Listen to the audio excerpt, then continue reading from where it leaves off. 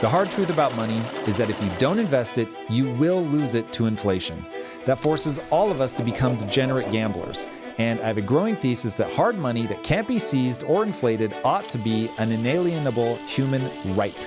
But currently, that's not the case. So you have to invest in something as a way to beat the hidden theft that is money printing. Today's guest is Codie Sanchez, and she has one of the most unique solutions to this problem I've ever seen. I want to start with a quote from Codie Sanchez, if you're game for it. Yeah. Here we go. We're about to have one of the most difficult markets of our careers. I was at Goldman Sachs in 2007 and 2008 when the world was falling apart. I saw what happened to retail investors then, and I think it will be worse this go round. Between interest rates, commercial real estate, and the fact that we also have to battle inflation, we are going to come into one of the most difficult markets in our history of investing. Why do you think this time is going to be different? Why isn't the government going to come in, print more money, and either stop us from having a recession at all, or if we do have one, that we won't just bounce back? I think guns only have so many bullets, right? And the government, in some ways, at the federal level, operates like a gun. And they've used their bullets. You know, they've used quantitative easing, which was a massive money printer for a long time, longer than they should have, from QE to then TARP, which the Temporary Asset Relief Program actually continued far past when it was supposed to. And then they did it with interest rates. And then they're going to have to try to figure out how to manage a burgeoning deficit that is getting slightly out of control. $34.4 trillion as of the time of this recording. Which now has higher interest rates on it and will continue to have higher interest rates on it, which they didn't extend longer terms for than they should have when interest rates were at the lowest amount, during our lifetimes. And so I think the government is out of bullets. And when you're out of bullets, what do you do next? I mean, you have to go to bigger ammunition. And so I think the thing that scares me the most about this recession is because the government doesn't know what else to do that is within their normal arms, they're going to have to come and do something a little bit crazy or let the market really, really fall. And I think political will right now does not want to let the market fall. And big corporates do not want to let the market fall. And so for that reason, I worry about the economy. You and me both. I don't see a way around printing. Especially in an election year, there's no universe in which they will let that happen. Yeah. They have also proven every time there's a problem since 2008, they whip out the money printer, and that's everybody. Democrats, Republicans, does not matter. Print. And I keep asking people about this, and so what I ask people is, the debt is increasing. Every 100 days, we add $1 trillion in debt. Yeah. As you said, the interest rates are high. Interest rate payments are now the third biggest line item that the government has. That's going to keep growing. If you lower interest rates, then inflation is going to rear its ugly head again. If you print money, inflation is going to rear its ugly head. And so to your point about being out of bullets, yes, but I think the analogy ends up breaking down because they will fire the bullets. They'll just kill the wrong people. And so what ends up happening is the dollar begins to struggle. Now, I don't think we're going to have rapid de-dollarization or hyperinflation or anything like that, but it's going to be a super weird economy where everybody is turned into a gambler. Yeah, I mean, I think your points on inflation are really well taken too. What concerns me with inflation is, if you go out right now in the market, everybody says inflation's coming down. We're more around a 2% level. We're not at the 4 to 5 to 8% inflation that maybe, depending on how you measure it, we were at in the past. But then you go and buy groceries, right? And you feel the difference in groceries bought in 2020 versus groceries bought in 2024. And so I looked at some sample baskets, both economically and from an individual person. And you could see that if you bought $10 in groceries in 2020 and $10 in groceries in 2024, you basically got 50% less in 2024.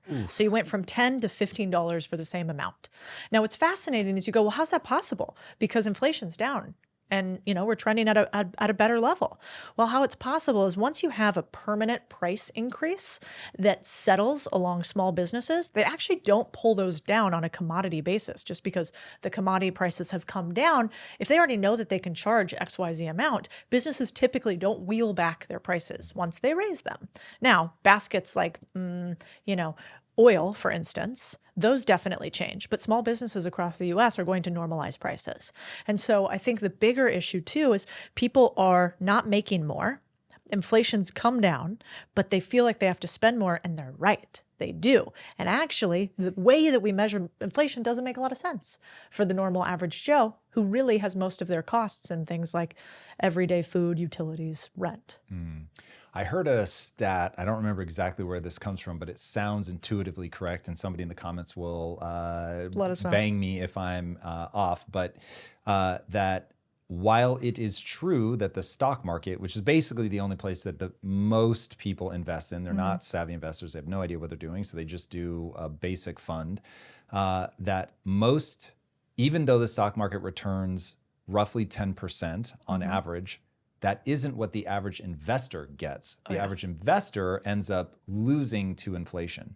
And so that, I think, speaks to a lot of what's going on in crypto. And I know you're not a big crypto person, but so I'm a part of a meme about sitting on two chairs because I very much, Michael Saylor, who has literally bet the farm and then some on Bitcoin, there's no universe in which I would do that. So I don't trust anything that much. Yeah. So I don't think the future is a guarantee. And so just too many weird things can happen. So anyway, I'm taking a far broader approach to this. But when I start talking about like, hey, we have a debt crisis, what's the solution? I don't see a way to unwind this. Like everything that I run, every scenario that I run, you end up with a debt jubilee. Now, a debt jubilee sounds awesome, but it usually comes when people are getting shot and blown up. So historically, the button that says debt jubilee is war. So as somebody who'd really like to avoid that. Anyway, when I bring this up that I don't see a solution, people are always like, bro, Bitcoin. Okay, first of all, let me say, I'm a huge believer in Bitcoin. And that is my largest single holding. Crypto in general, for sure, is by far my largest holding. However, that is what I'll call a life raft, because the people that know to get in it, sure, you now have a protection from inflation, but that isn't additional productivity. And so you're not going to be able to escape the debt crisis that we're in now. It may avoid the next debt crisis from happening, but it doesn't help us with the one that we're in now. So when you look at that, you see something I'm missing. Well, I think, no, I don't see anything that you're missing. I think the federal government has turned into a transfer service, and they used to provide services to all of us, to citizens. And now if you actually look at the amount of money and where they spend it, they spend most of their money transferring money from those who have made it to those who say that they need it. And like, there's actually a graph that's fascinating that I sent to you that we can put on here, and people can disagree with it in the comments. But it basically shows that federal spending is at all-time high levels with transference, which is things like, Social Security, Medicare, Medicaid. And so I think the problem, even bigger than the debt crisis, is we have systemic issues in this country that the government has no incentive to change, because what are they doing when they transfer your dollars to somebody else times 20?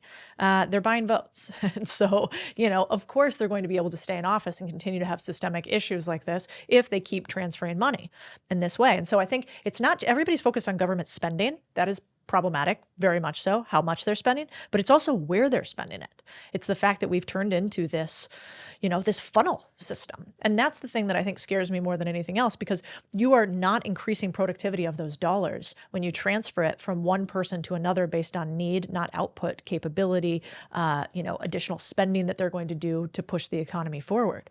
And so it would be much better if we were spending on even things like defense, infrastructure, innovation, and we're just not.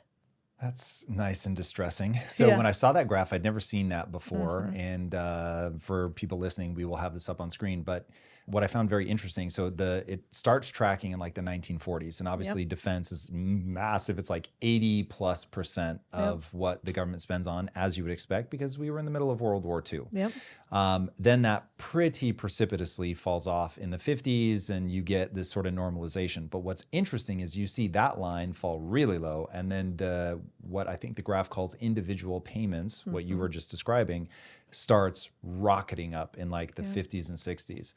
And what's really interesting, and oh man, this is This is one of those things that to really talk about, you have to get into the nitty gritty of why people want to do this. So it's the sense of nobody left behind, right? So we see that somebody has need. We want to make sure that they're taken care of. I love that the most. But what ends up happening, to your point, is you're taking efficient capital dollars and you're turning them into inefficient capital dollars simply because some people are good at allocating capital and some are not.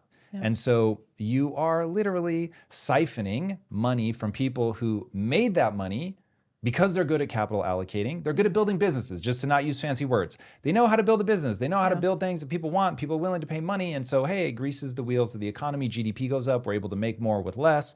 And the people that are able to make more with less, one would think you would want to keep the money in their hands. But what we're doing instead at an ever increasing rate is we're moving that capital from the people who have demonstrated an ability to do something to the people that don't know how, certainly have not yet demonstrated an ability to do that. Yeah, that's exactly right. Well, I think also, you know, if you think about what's happening here, I think you individually get overwhelmed when you know, you think, what do I do about these huge things? Okay, so the debt ceiling's happening. You know, I mean, so we have this massive debt problem. Codie says we're out of bullets. Tom says they're going to shoot us anyway. You know, what do I do about all of this, right? And what I'm just a normal person trying to get by, trying to afford a 2-week vacation during the summer and a smaller house than I had before, maybe, and less cars, and the government keeps getting bigger, but I have less. What am I supposed to do about this? I'm not calling up senators. I have no access to this sort of change that you two are talking about.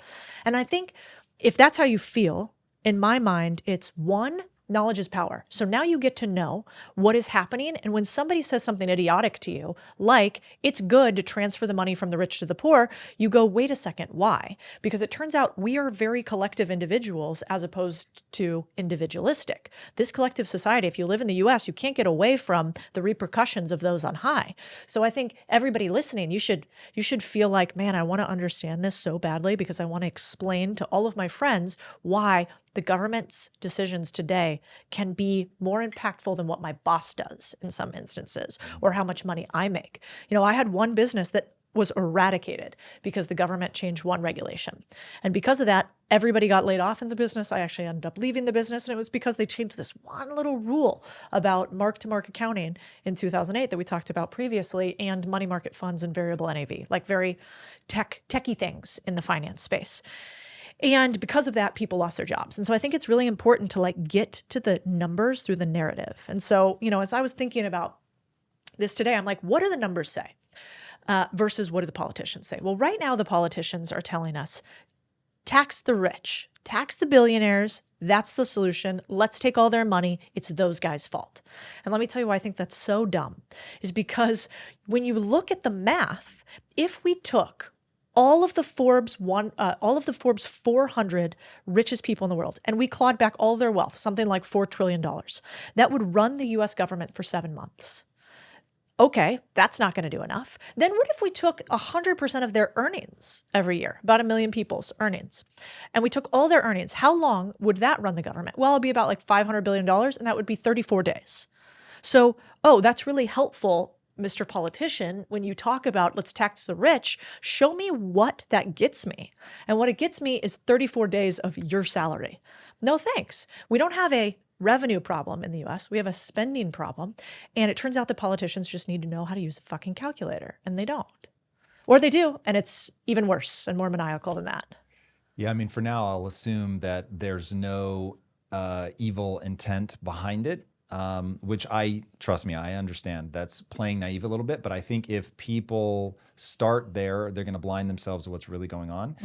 Okay, so we don't have a revenue problem. I don't actually think that's true. So anybody with managing a household budget, if you come to me, because I get asked this question a lot, Tom, I just cannot make ends meet, or I'm struggling in my business. I want to scale. What do I need to do? The answer is always, you have two options. You can lower your expenses, or you can make more money. So you could look at this and say, we do have a revenue problem. Cool, I'm here for that conversation. The problem is we've already covered this in this conversation, which is you're pointing your finger at the quote unquote rich people. I forget the stat, but most wealthy people did not inherit their money. Certainly more than 50%. It might be more than 70%. It's pretty high. Like, it's really hard to retain wealth, really hard. And they don't stay there. No, like people, the variable charts. even within your own life, you go up and down, in and out of classes. So, but the narrative is not that. But so you have these people that have proven I'm very good at generating money. I know how to increase that. And I increase it by doing more with less. So meaning I can get you that stereo that you want. It's a better stereo for less money, or a better stereo for the same money, TV, car, whatever. It's just more efficiency. Take Amazon as my favorite story. I cannot believe that people hate on Jeff Bezos because Amazon changed our lives. Now, if you are willing to trade, and I don't want things that quickly, I'd much rather have mom and pop shops everywhere. Okay, fair. We can at least have that argument. But you can't deny that he's been way more efficient with the capital. And when you talk about, and look, let's put the elephant in the room. This is two wealthy people having this conversation. This is also two self-made wealthy people, which I'd like to remind people. So if you are overtaxing the rich, what you're doing is saying, I'm taking revenue as a solution off the table because I'm now going to handicap them. Because that revenue that they would have used to become even more efficient, to scale their business or to start the next business or whatever, you don't have that ability. Because especially if you're talking taking the tax rate up and up and up, and people will say, oh, well, there was a time where the tax rate was 90% or whatever, and we did just fine. There was a time where the tax rate was briefly 90%, and you will notice they brought that down real fast because you were going to get capital flight massively. People are just not going to put up with that. So anyway, it could be solved with revenue, but it won't be solved with revenue if the answer is just go tax the life out of people. And to your point, it just doesn't go long enough, so you end up taxing the life out of the middle class anyway. Okay, so if you remove revenue, now you're left with how do we reduce expenses? And nobody will vote for that. You need only look at all the burning cars in France every time somebody proposes like raising the retirement age or whatever. Even here, people will twig out if you talk about raising the retirement age. So what do we do with that? Well, I think a couple things are already happening. If you don't like the taxation system that you're under, you leave.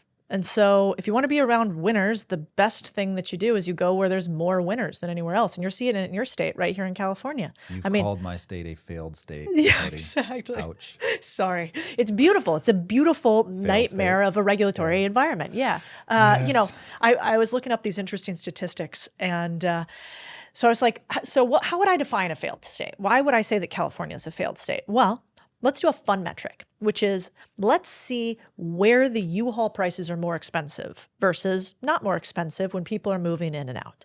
And what you basically see is my friends at First Trust did this analysis where they showed that a U-Haul going from, San Francisco to maybe it was Arizona or Texas is 6.42 times more expensive out of California as it is into California. So what does that tell you? That basically people are voting with their feet and they're saying, I'm not going to stay here and be taxed to high heaven. And if I, by some chance, turn my little plumbing company into a big plumbing company, I buy a nice house, now it's a mansion. Because what we don't think about today that is real is the real trickle-down economics are that governments think the word rich trickles all the way down until it gets to you, every single one of you, including you and me. And so, when we talk about a thing and we hate on it, we're never going to become it, right? And so when you say you hate the rich, you should tax the rich, you should realize that you will never be rich. You're never going to achieve it then. And so if you want to think about what to do differently, it's actually, hey, do the opposite of what most politicians are saying and maybe do what they're doing, which is look at their stock portfolios. They're investing like crazy. They're picking the really efficient capital allocators to put their own dollars behind. They're leaving political positions and going to lobbying firms where they get paid a ton of money. And so I think we need to push back on the fact that we need a big brother. We don't need one. I think everybody's had a bad boss. That's why you leave jobs. Nothing worse than an insufferable boss. Also, nothing better for you to achieve than that chip on your shoulder.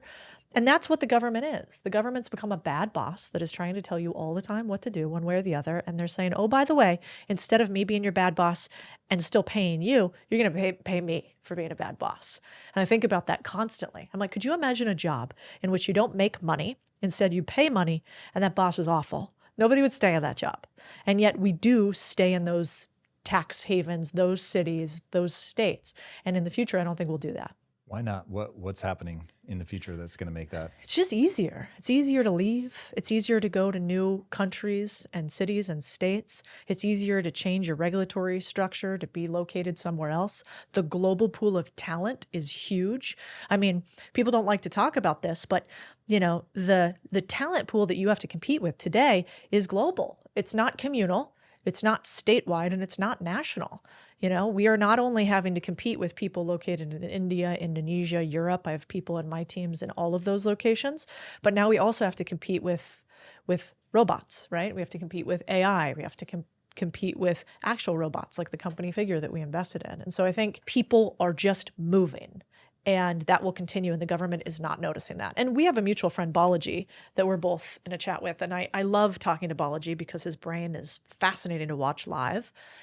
He's an AI. Yeah, he might be. He might be an alien. Dude, that kid, if he isn't an alien, he's AI, for sure. He is a very nice, very smart alien AI. I love him to death. Probably. He is a single mind. Yeah, he really is. And, last I was chatting with him, I'm like, you have a moral imperative, I think, to explain the network state to more people so that they can understand how to become independent centers of gravity that aren't reliant on many other things in order to succeed. But in order to do that, we have to do what you talked about, which is like simplify things. I think that's how people take money from us. They make it seem complex. They make it seem like, oh, you couldn't understand. It's too much for like poor normal humans. Let me help you. And if we can break down those, that verbiage, like in finance, we use a bunch of big confusing words in order to keep your money. And so I think we have to push back on that. We have to start saying, no, I'm smarter than you say that I am. Explain it to me if I don't understand it. I'm capable of that. And by the way, I do not need the government to stand in for me because I'm a perfectly individual sovereign human. And I think most people are. Yeah, I'm sure we'll get into that at some point. That whole thing, the government is not going to take that kindly. Yeah. And we have lost a sense of the government works for us mentality. Like there's the greatest trick the devil ever pulled was convincing the world that he doesn't exist. And the thing that scares me about the government is that they are riding on and fanning the wave of, I need to be taken care of, nanny state, protect me, safetyism. If you want to scale your business, you absolutely have to have the right data in order to understand what's really going on. If you want to do that well, I highly recommend that you check out NetSuite by Oracle. NetSuite is the #1 cloud financial system bringing accounting, financial management, inventory, HR, all of it into one platform for one source of truth. With NetSuite, you reduce IT costs and you can cut the costs of having to maintain multiple systems. You improve efficiency by bringing all of your major business processes into one platform, slashing manual tasks and eliminating errors. It is no wonder over 37,000 companies have already made the move. See how you can cut costs and boost performance at the same time with NetSuite. Now through April 15th, NetSuite is offering a one-of-a-kind flexible financing program. Head to netsuite.com/theory. Go today and make sure you have the information you need to really scale your business. Again, that's netsuite.com/theory. I don't think the book is out yet, but Jonathan Haidt, I know, is working on a new book or just published a new book about that, where his first take, The Coddling of the American Mind, was about book. Amazing, was about, hey, social media came and clobbered everybody and we now have a problem. Yeah. And now he's realizing it's more than just that. It's the fact that parents became extremely paranoid about letting their kids out and taking a risk and getting hurt or abducted. And so as the world got safer and safer, parents got more and more paranoid. And now you have a world where people actually believe words are violence. Yeah. And so when I grew up, it was sticks and stones may break my bones, but names will never hurt me. Yeah. And so that is what your parents would say when you were like, yo, I was getting bullied. People were making fun of me. Dude, the number of times, Codie, that I got called Dumbo, I can't even tell you. Yes. Now I like them. Oh, well, that makes one of us. But here's the reality. My cousins were so cruel to me about my ears that by the time I got to school, I was just like, whatever. You have this cares? whole thing. Like I think my response was, because everybody went straight to Dumbo. Hey, Dumbo. I was like, at least Dumbo can fly. Good one. Yes, right? young But, Tom. So my mom wasn't like, oh my God, poor you. She was Right. like, what's your comeback? What do you got? Like, you Yeah. can't just go in and let people, make fun of you. Yeah. Whereas now it'd be like, yo, somebody goes into the school, you've got to stop that. We can't let people speak. And so the expectation on me was, you have to get tough. Like, you've got to be tough enough to deal with your cousins. Yeah. You've got to be tough enough to deal with the kids on the playground. And now it's very much the opposite. And so I can see the government leveraging that to say, yeah, we are going to take care of you. No kid left behind. Do you know the McKinney-Vento law? I don't know if this is just in Washington State where I grew up. So my mom worked in transportation. She's now retired. But they will literally drive a school bus 2.5 hours one way to pick up a single child. Think about the math on that. Yeah, no, it doesn't look good. No. So anyway, all of that's why the spend is going up, and things are getting worse. And you have my own team, millennials, coming up to me and saying, I'm just getting savaged. Like, I don't know how to get on the property ladder. I don't know how to invest. I feel like I can't get ahead. I've got student debt that's just drowning me. Like, basically nihilism. I just want to give up. And then that pushes them further into the bosom of Klaus Schwab and his idea of, you will own nothing.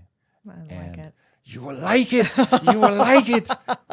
Which was then retracted as never said. What do you think about like that whole WEF, things are going just fine, don't worry, don't worry? No, I mean, I think you could try this on, which is, take some risks, try to sell something every single day, get up at 6 a.m. continuously, ask for feedback relentlessly in what you're doing, and continue to repeat for somewhere around 1 to 2 years. I'm sorry, Kim Kardashian, did you just tell me to work harder? Yeah, I think you're going to surprise yourself about how many people are going to call you lucky, and you're actually going to just say there was a recipe. And I think there actually is a recipe, but it's much easier for all of us to say there's no recipe, everything is against me, than it is to say, what would happen if I followed these few steps? And so one's just really empowering and one's disempowering. But, there's a bunch of statistics that are fascinating today. I was reading a study the other day that said millennials and Gen Z on average take 25% less risk than the previous generation. And how is risk demonstrated? They start less businesses. They get married later. They have less intercourse, risky in some ways, good, bad, or otherwise. They have less relationships, and they buy less property because they're living at home. To a degree I've never seen before, 45% or something like that for Gen Z. What? 45%. Up to what age? It's a good question. The internet will tell us. But 25% less risk, what does that mean? Well, that means that you're probably going to make 25% less per year that you have that activity, right? At least, because you're not putting yourself out there at all. So how does that compound over time if you're taking less and less risk? I talk about this all the time with my team.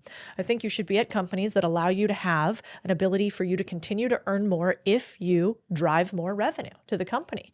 And so, I don't think any one of my employees has ever come to me and said, hey, if I drive more revenue, if I close this deal for you, if we hit this metric and it makes us X, can I get Y from it? Now, I might not like their Y. I might say, no, you don't get 25%, but you could get 5.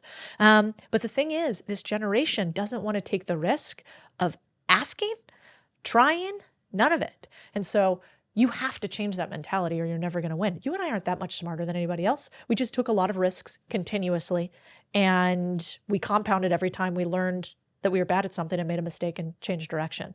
And that's sort of it. Yeah, we're not that much smarter than people. That I really want that to land for people. To me, this is not, look, intelligence matters a lot. I'm not downplaying that. And Jordan Peterson has made it very clear. If you meet a magic genie, just ask for more intelligence. Like just simple as the number one predictor of ability and success is IQ. Now, if it's a U curve. Is that true? It is, yeah. But what about the Angela Duckworth study on grit that shows that being the number one predictor? How about this? We should compare the two. I'm going to guess that grit is going to be tied to intellect. None of us are going to like that, but there's almost certainly some truth to that. I'm making that up. I don't know that that's true. It's but an interesting life has proposition. taught me that intelligence is like height on a roller coaster. Yeah. That if you're below a certain level, when you go upside down, you fly off and die. Yeah, that's true. And if you are too tall, then you're going to get your head walloped when you go under a piece of scaffolding. So there's a Goldilocks zone of intelligence, to be sure. Yeah. I remember at one point, the smartest person in America had like a 220 IQ. Einstein is estimated to be at 160, at 160, to give you an idea. And they were a bouncer at a bar. Yeah, I was going to say, I bet they weren't successful. Because they can't actually empathize with most other people. Right. They're alien, which is partly why Bilyeu seems like an alien. He's just so much smarter than me. Yes. So look, intelligence matters. Yeah. I'm not going to pretend that it doesn't, but it's more of a minimum requirements thing. Yeah. If you meet minimum requirements, that's what I always tell people. If you meet minimum requirements, and if you're listening to this point in the podcast, I'm going to guess you meet minimum requirements, then it becomes grit, determination, and the ideas that you live by. And those ideas, so you were saying that people are taking 25% less risk. And what that got me thinking is going back to Jonathan Haidt's idea of safetyism potentially being the big problem of the generations right now, because they're rejecting ideas that they think are quote unquote dangerous. Yep. And if you reject an idea out of hand because you think it's dangerous, then you are closing your mind off. There's actually, God, I'm going to bring it up because it is true, but oh God, this is going to get me in trouble probably.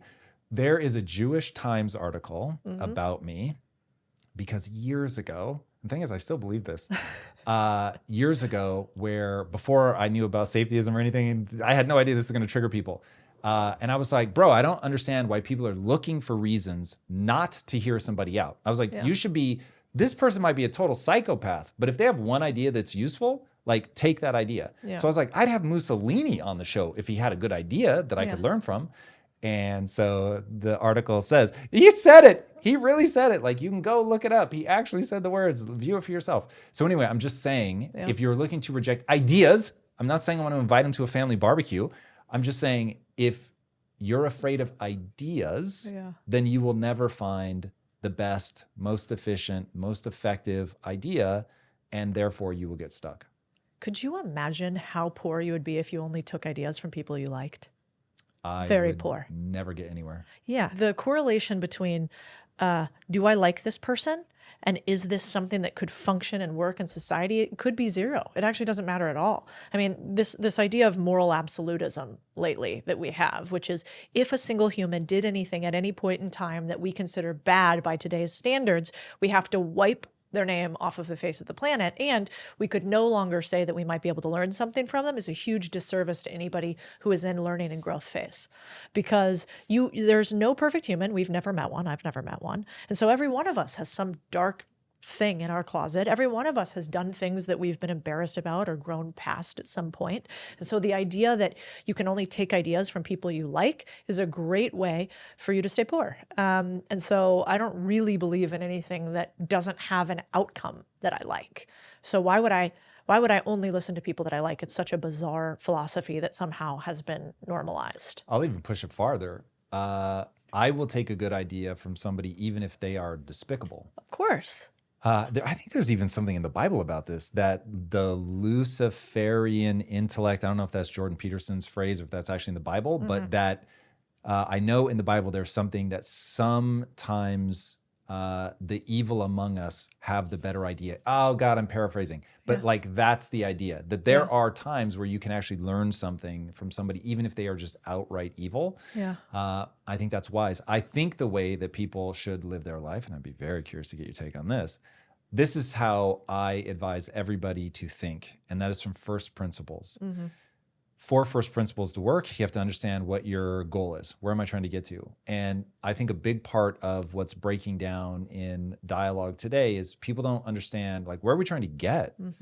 And then they don't have an explicit, stated philosophy by which they decide what things they will and won't do in order to achieve said goal. And so what people end up arguing about are the quote unquote facts of the situation. Now, the problem is your worldview, which is made of your beliefs and your values, they will change how you interpret the quote unquote facts. And until people can say stated, this is my goal. These are the value systems or philosophical underpinnings that I use to get to that goal or to navigate the world. Yeah. And then here's how I can track back my thinking based on those beliefs, assumptions, values. And this is why I've come to this conclusion. But if you are just winging it, then usually the values are blind to you. You have them, but you don't know what they are. Yeah. Your beliefs you confuse for objective reality, which they most certainly are not. And so people end up thinking, oh, I am just approaching this from objective truth and objective reality. And so the fact that you view things different than me just means you're a lunatic.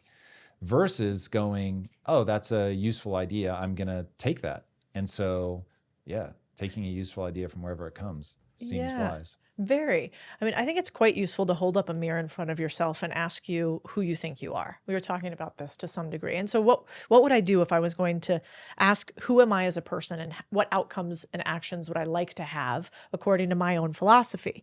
And the only way I've been able to do it well and consistently is in every company we have a creed. We have some sort of guiding principles that we live by. For every company? No.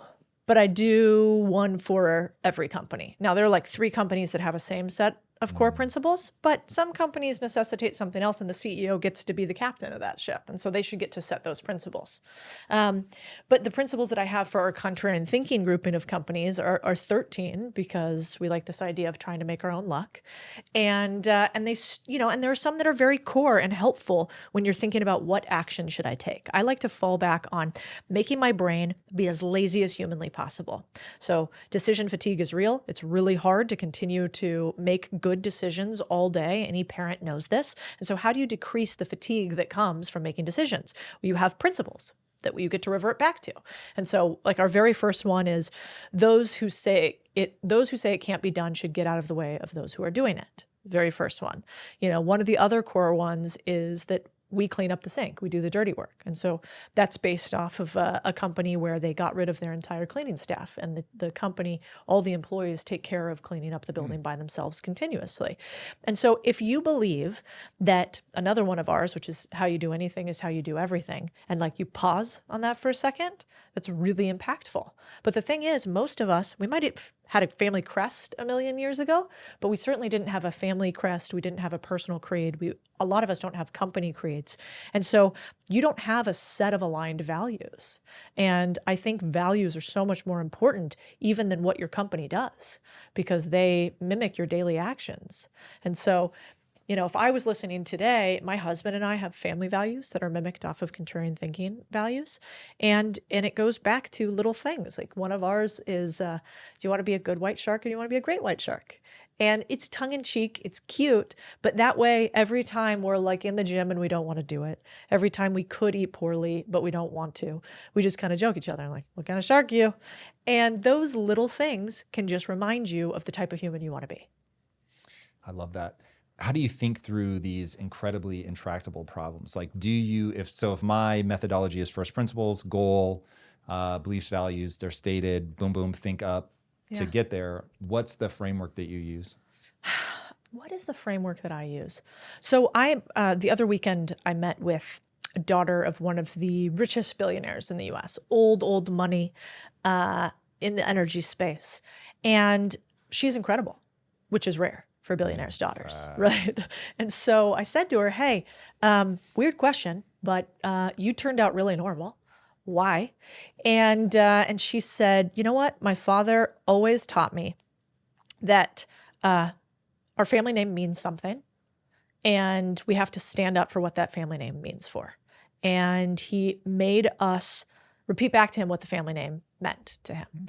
And then the second thing he always said is that the only thing you can control is how hard you work. That's the only thing you can control. We can't control how smart you are. We can't control what happens in the world, but you can control your belief in what this family name means and your ability to work really hard. And so when I think about my actions, I think about the same thing. I think I want my name to mean something. I want to remember that I'm here on this planet for some particular reason, and that the only thing I really have in my control is hard work. And so it's not enough, but it is a lot. And that's what I revert back to every single time. I really think it's hard to beat somebody who works an hour longer than everybody else in their industry. it's on average pretty hard. Now, you're going to have outliers, but like hard work's one of the easiest things to actually do, which seems like it doesn't make a lot of sense given the word hard in there. I am a hard work junkie. Yeah. Every time you say, do the thing that you're obsessed with and it's going to be hard to beat obsession, that's like my pornography. Like I'm very much the hustle culture kind of person. However, obviously I want people to live a life that they're joyful about. So I'm not the psychopath that's like work and that's all that matters. Yeah. But I do want to push back and say, okay, if I like to think about this a lot because I worked in the inner cities. I can't remember how much of my backstory you know. You told me that. Incredible. So you're working with people and you're really seeing what poverty looks like up close. And one, it's interesting how they will oftentimes, like as a family unit, come together. There's some beautiful things to it. Anyway, setting that aside because there's way more horror than there is beauty. And I just got obsessed with, okay, I've got whatever, a month with this guy. How am I going to train them to actually get escape velocity and get out of the hood? And hard work for sure, foundational layer, but it isn't everything. And so there are two things that I'll add to hard work. Tell me what you think. One is skill acquisition. You have to be a sociopath for acquiring skills. Because ultimately, if you're working hard, but stupidly, you won't go anywhere. And what I find is people confuse hard work with morality. It's like this Puritan underlying thing, like I worked really hard and therefore I deserve to do well. No, you don't, motherfucker. Like if you did the right thing, the market will reward you because you did a thing that other people can't do. And so getting people to understand the whole reason that you acquire skills is so that you can do a thing that other people can't do. And if you can do a thing that the world values better than other people can, you will always be employed, always. And then the other one would be emotional control. Like if you can't control your own emotions, like you are going to be in a very dark place. And so hard work, relentless skill acquisition, doing the effective thing, and then being able to control your emotions. That feels closer to like, I'm still like, that's such a thumbnail sketch. And of course it's beyond complicated in each one of those three things. How does that sit? I think it sits. I mean, I think here's the thing that everybody should do if they want to get rich, but nobody wants to listen to, which is fascinating to me, is that amateurs do lots of things and pros do the few right things. And how is that possible? It's because pros teach other amateurs how to do all of those little things that they don't need to do. And so they have leverage, right? So pros don't have to be busy. Amateurs do have to be busy because they can't differentiate what is right and effective yet. So I think there's this portion of your life where you have to do incredible amounts of hard work because you can't delineate what is good versus what is busy work. And every one of us just needs to realize that at some point. And the only way you start to realize what is good versus busy work is through skill acquisition, one of the skills of which is what is effective versus what is just filler.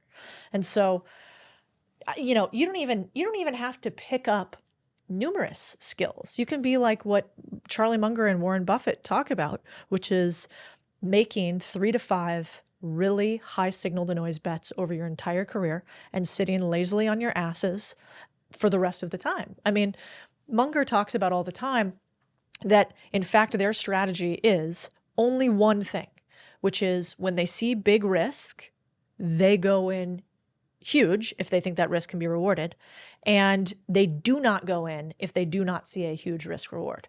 So they just are professional no-sayers. And that's because they learn to differentiate the difference between busy work and good work. And I think that is where most people should strive. Can you strive to actually determine what actions to take that will make movements or change? And it's really, really easy to say, but hard to do. I mean, think about it in your business. In my business, every single day, there's a to-do list so big, I will never, ever finish it. And I have to determine every single day, what is the one thing that if I do, it becomes the fulcrum on which I get to place a lever that moves a giant boulder. And if I can't continuously get closer to that one thing, the business will fail. And I think that's how most of us are, is we have to be able to figure out, what does a fulcrum look like? What does a lever look like? And what do just a bunch of pebbles look like that are going to do nothing for me? And that's actually quite hard. Okay, skill acquisition matters a lot. Yeah. Getting that leverage matters a lot. We've painted a dark picture about where we're going, but I don't think either of us are afraid. Paranoid, yes, because only the paranoid survive. But True. when I say I'm paranoid, what I mean is I'm trying to see the angles. Yeah. I'm not taking that it's going to happen easily for granted. Yeah. So my channel can be rightly accused of quote unquote doom and gloom, but I'll just blame all of you motherfuckers because that's all you click on in a headline. But what I hold myself accountable to is every word out of my mouth is something I actually believe. So I believe all the things that I'm saying. I just don't have crippling fear. The only thing that maybe unnerves me, even though I'm a huge proponent of it, is AI. We'll get to that later. Yeah. So anyway, potentially quote unquote dark period coming from a recession standpoint. I say dark because a lot of people who aren't paranoid, who either don't have the intellect or have not put the time in or just don't have the right set of ideas, whatever, they're going to get blindsided. I love too many of those people. So it does appear as a dark time to me. Yeah. However, you have a quote from Baron Rothschild that I think bears bringing up. Yeah. Buy when there's blood in the streets, even if the blood is your own, maybe especially when it's your own. And he became a titan of industry, probably one of the richest men ever on an inflation-adjusted basis. So I think he did okay. And, I was thinking, I pulled some data for us for this conversation today, because here's the thing. If you haven't been through a recession yet, you're going to survive this next one too. I mean, if you look historically, and we can show this graph too, we survived 90, 99, 2020, 2008. Those were just the recessions during my working years. And if you look at what happened after all of those recessionary periods, not all of them bounced back in a V-shaped recovery, but all of them have bounced back. And so the best predictor of the future is the past. It's not perfect, but it's likely that we will continue to survive as a country and as individuals, just like we have historically. And so I think even though it's scary out there, realizing a sale is coming can also be really, really powerful. What do you mean sale? When the market goes down, everything becomes cheaper. You're already seeing that. Austin's one of the worst hit real estate cities in the country. So if you're looking to buy real estate in a market that has Tesla moving to it, that has Dell, that has a bunch of Google headquarters moving to it, a bunch of Facebook employees moving to it, a bunch of AI. It's like one of the defense AI centers of the country, but it's, the average house in Austin's down somewhere between 20 to 30%. Wow. And so what does that mean? Well, interest rates are coming down and houses are 20 to 30% cheaper. And so you can buy a house for less money at less interest rates than you could a year ago. And probably your pay hasn't gone down by 20 to 30%.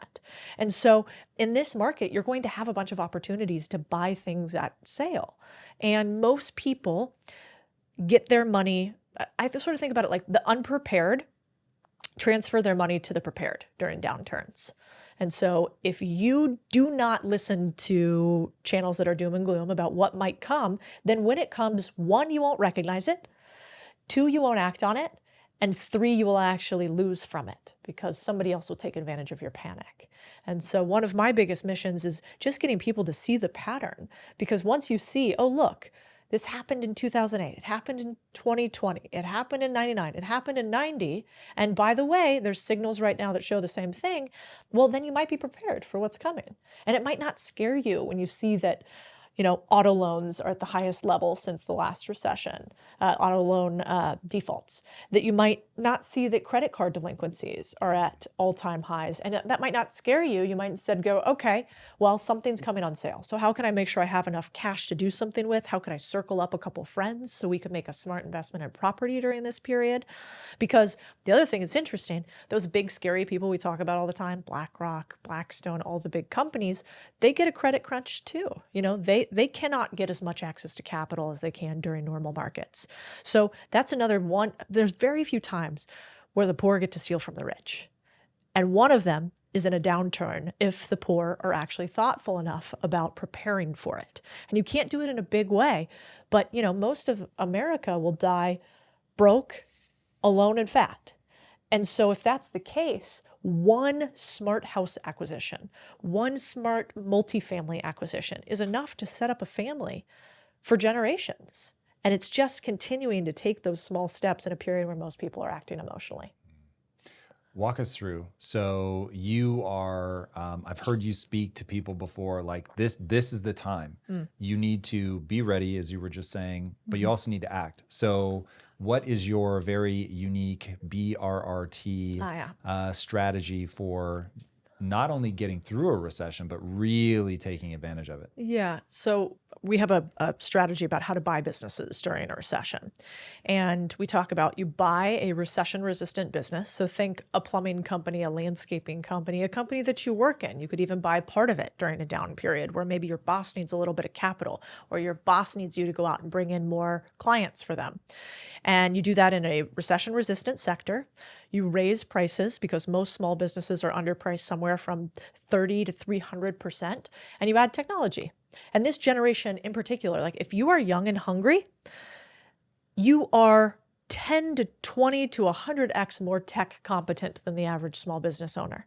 And so your ability to work alongside one or take over a small business and add technology that makes things cheaper, faster, better is probably quite high. I mean, in fact, I was with this cleaning company this week that we might invest into, and all these guys did, they're window cleaning. They're a window cleaning company.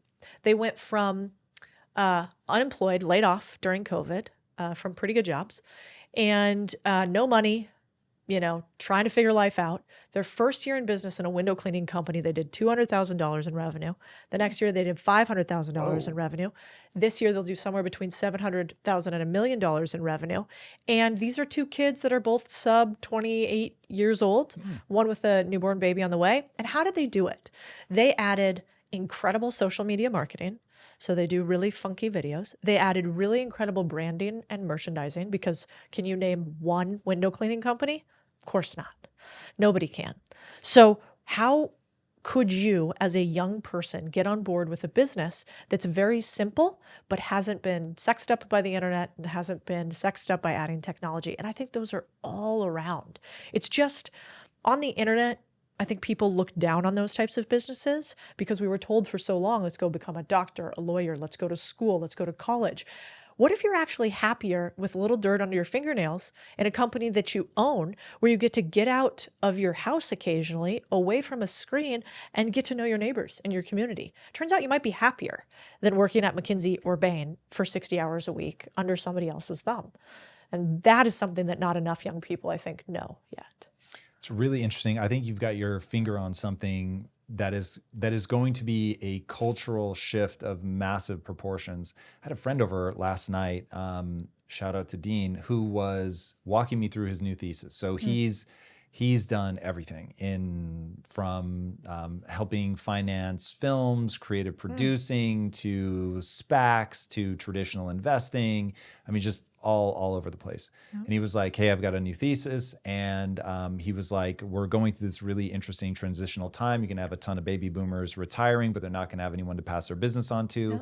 You've got a lot of people frustrated. This is going to start to sound familiar here. Working traditional jobs. They don't want to be in investment banking. And so the new play is going to be skip college, buy a business. And I said, my friend, I have somebody you need to talk to. But I imagine a lot of people listening to this, if they're new to your world, that is going to sound ridiculous, especially in a time where we're going into a recession. So if they don't have access to money, they've never bought a business, never run a business, why would this be a good idea? How do you, for a second, just you're here to persuade, you're here to help make that revolution actually come true? What do you tell people? First, I say, don't do it if you don't like pain, because owning a small business is painful. Owning any business is painful. Owning any business is painful. And there will be nights that you will regret it. But here's the flip side.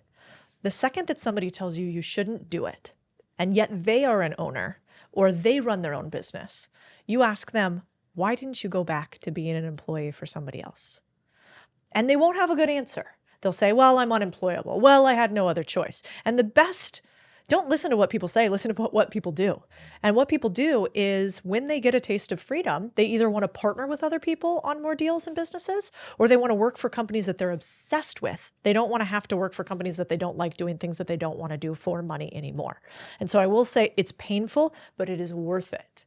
And that for most people, running a small business is not rocket science, especially today. I think it's never been easier to start a small business. As evidenced by the amount of businesses that have been started, somewhere between like 2 to 5x the number of businesses that were created over the last 3 years as the past 10 years. And that's just determined by like LLC and entity creation. But it's never been harder to have a profitable business. So most small businesses, 90% of them never even hit the $1 million mark. Oh. And so with that out there, I've always had this idea of, well, it's really hard to figure out product market fit in a small business, right? Like most businesses, somewhere between 30 to 40% of them die because they couldn't find product market fit. Just they had an idea and nobody wanted their idea, right? And so I'm kind of like that. I don't know that I have a crazy idea that somebody's going to want to buy. I never had that. And so instead I'm like, why don't I just buy a couple of these small businesses and I can partner with the founder of the small business. And I know that somebody already wants it because they have revenue and it's profitable and I could just help it grow. And so we see that again and again and again, but nobody taught us this in school because there's risk, right? When you go and get a job at McKinsey or Bain, there's no risk of you losing money. You know, they're going to pay you a salary, which is largely guaranteed unless you get fired. And yet when you go and buy a small business, you could lose money and you could not make money and you could owe money from debt. And so I think people are so scared of that. They're terrified of failing. And my point is like, the US actually has an incredible system called bankruptcy, which a lot of countries don't have. This is an ability for you to wipe the slate if a business doesn't work out for you. Well, what's the best time to wipe the slate? When you really don't have anything anyway. So when you're young and you don't have a lot going on, I don't know why you wouldn't take a huge risk and try to buy into a business, try to earn into a business because you're a general contractor and you work in a construction business and you can't progress any further in the construction business. So you go to a competitor that you realize is 65 years old plus and you say to him, hey, what are you doing with your business? Are you going to sell it at some point? Are you going to run it forever? Are you going to give it to your son? No, you're not. Well, maybe somebody like me could buy into part of your business and I could earn into it using the profits and pay you out over time. Like, would you ever consider something like that? And it turns out small business owners don't have other options if they're under $10 million in revenue for the most part. And so there's a lot of these small businesses that will just close as opposed to get transferred. And I think, by now we've taught, 5,000-6,000 people how to buy businesses across our courses and in our mastermind. And they bought something like $262 million in revenue. Wow. Yeah. And these are people who are like former teachers, engineers. They're doing seller financing, they're doing SBA loans. And what I've realized, I can almost tell immediately if somebody will be successful at it or not, like if they'll buy a business or not. And the way I can tell if they will be successful or not is, do they complain about how much work it is? And if they say, this is a lot of work, I just kind of want the deal to fall in my lap, you're probably not going to be successful buying a business. The ones that say that they're willing to do the work, it's fascinating. I haven't seen one of them go sideways yet. We've seen 3 people's deals go sideways, and all of those were because they didn't want to keep working on the business. And so I think hard work is really an underrated thing in a society that wants nobody to work and everybody to take. Do you have a mental model for why that is? Why everybody wants that these days? Not necessarily why they want it, though. Maybe that's part of the answer, but why I think you're rounding hard work to something. Yeah. I don't think you literally just mean work hard, but since we've already gone into detail on that, so whatever that thing is that you're rounding it to, do you have a mental model for why that's so important? I see what you mean. Well, one of my favorite questions to ask when I interview people is, when was the last time you worked all night on something by your choice? And what was it? What did you do? Literally for me? Like, well, yeah, for you. I know what it was for you, though, I bet. The last time I worked through the night, it's a good question. I think that was for the comics. That was the last time because we had a deadline to pitch. Yeah. And so I had to hit that deadline. Yeah. Yeah. That was the last time it was through the night. And you know what would be a fun thing is there are many people, I bet, listening to this that would say, I have never worked through the night for something. I've never wanted something so bad that I was willing to sacrifice sleep for one night, which like Brian Johnson is not going to like. He wants us to sleep, which I get it from a health perspective. But there is such a joy in working on something that is really hard but really fun. And, my husband is former military and a Navy SEAL. And when I look at his relationships, I'm in awe of them. His friendships from that time, they've become my best friends. They stay with us. We stay with them. We're great. We're godparents to his kids. We have this tight-knit community that's almost impossible to break. If I needed to bury a body, they would just ask me the coordinates and they would be there. And the reason that he has that is because they went through something really hard together. And people wonder why the youth, I read this quote the other day, the youth today, especially young women, sub 30, say that not a single person really knows them. Not one single person. We have a crisis of friendship and family in the US and faith, lowest levels of that across the board. And I was talking to Arthur Brooks the other day, who just wrote a book with Oprah, who's one of, I think, the great thinkers on happiness. Oprah or Arthur? Arthur. And Arthur said there's 4 things that determine happiness, and that is faith, family, friendships, meaningful friendships, and work that serves. And he's like, we've done decades of research on this at both Harvard and at AEI, where he was previously. And he's like, and so it's no surprise that people are more unhappy than they've ever been because they feel more disconnected than they ever have because they have no purpose in their life and nobody to share it with. All right, so that was a response to me asking, the thing you call hard work is the underappreciated thing. And we ended up talking about faith and family and friendship. That's really interesting. So I'm going to see if I can tease apart the way that you think. Yeah. Okay, so part of this is you have a base assumption that working hard is in and of itself, if tied to a thing that you love, is the reward in and of itself. Yeah. Is it love first, hard work second, or is hard work in your mind an inescapable need? That's a good question. I know this, that everyone has had a moment where they're so miserable working on the thing that they're working on that they almost can't stand it any longer. They just want to quit. They do quit. They make irrational decisions because their misery gauge at work is so high. And I've felt that before. And if I go back and think about why did that hard work not make me happy? What was the root cause of that? I think it is at the moment in which you feel like you have nothing else that you're learning. So I coordinate hard work with learning. I'm usually learning something if I'm working hard at something. I coordinate that with working on something that matters. So if I've lost my why for why I'm working. And then lastly, if I'm working with people that I don't aspire to be or don't want to be around. So it's sort of this like people, purpose, and this learning component that if I have those 3 things, the hard work is really fun. But if I don't have those 3 things, then perhaps the hard work feels futile, unnecessary, and more like labor than work. I'll be curious to hear if this resonates with you. There's a spiritual component to your mission to get people to consider buying small businesses that now I've always known that was true, but I didn't know why it was true. Now teasing that stuff out. So some of this is an aspect of a life well lived for you. Yeah, I think that's true. Like, did you ever work in a cubicle? Yes. Yeah.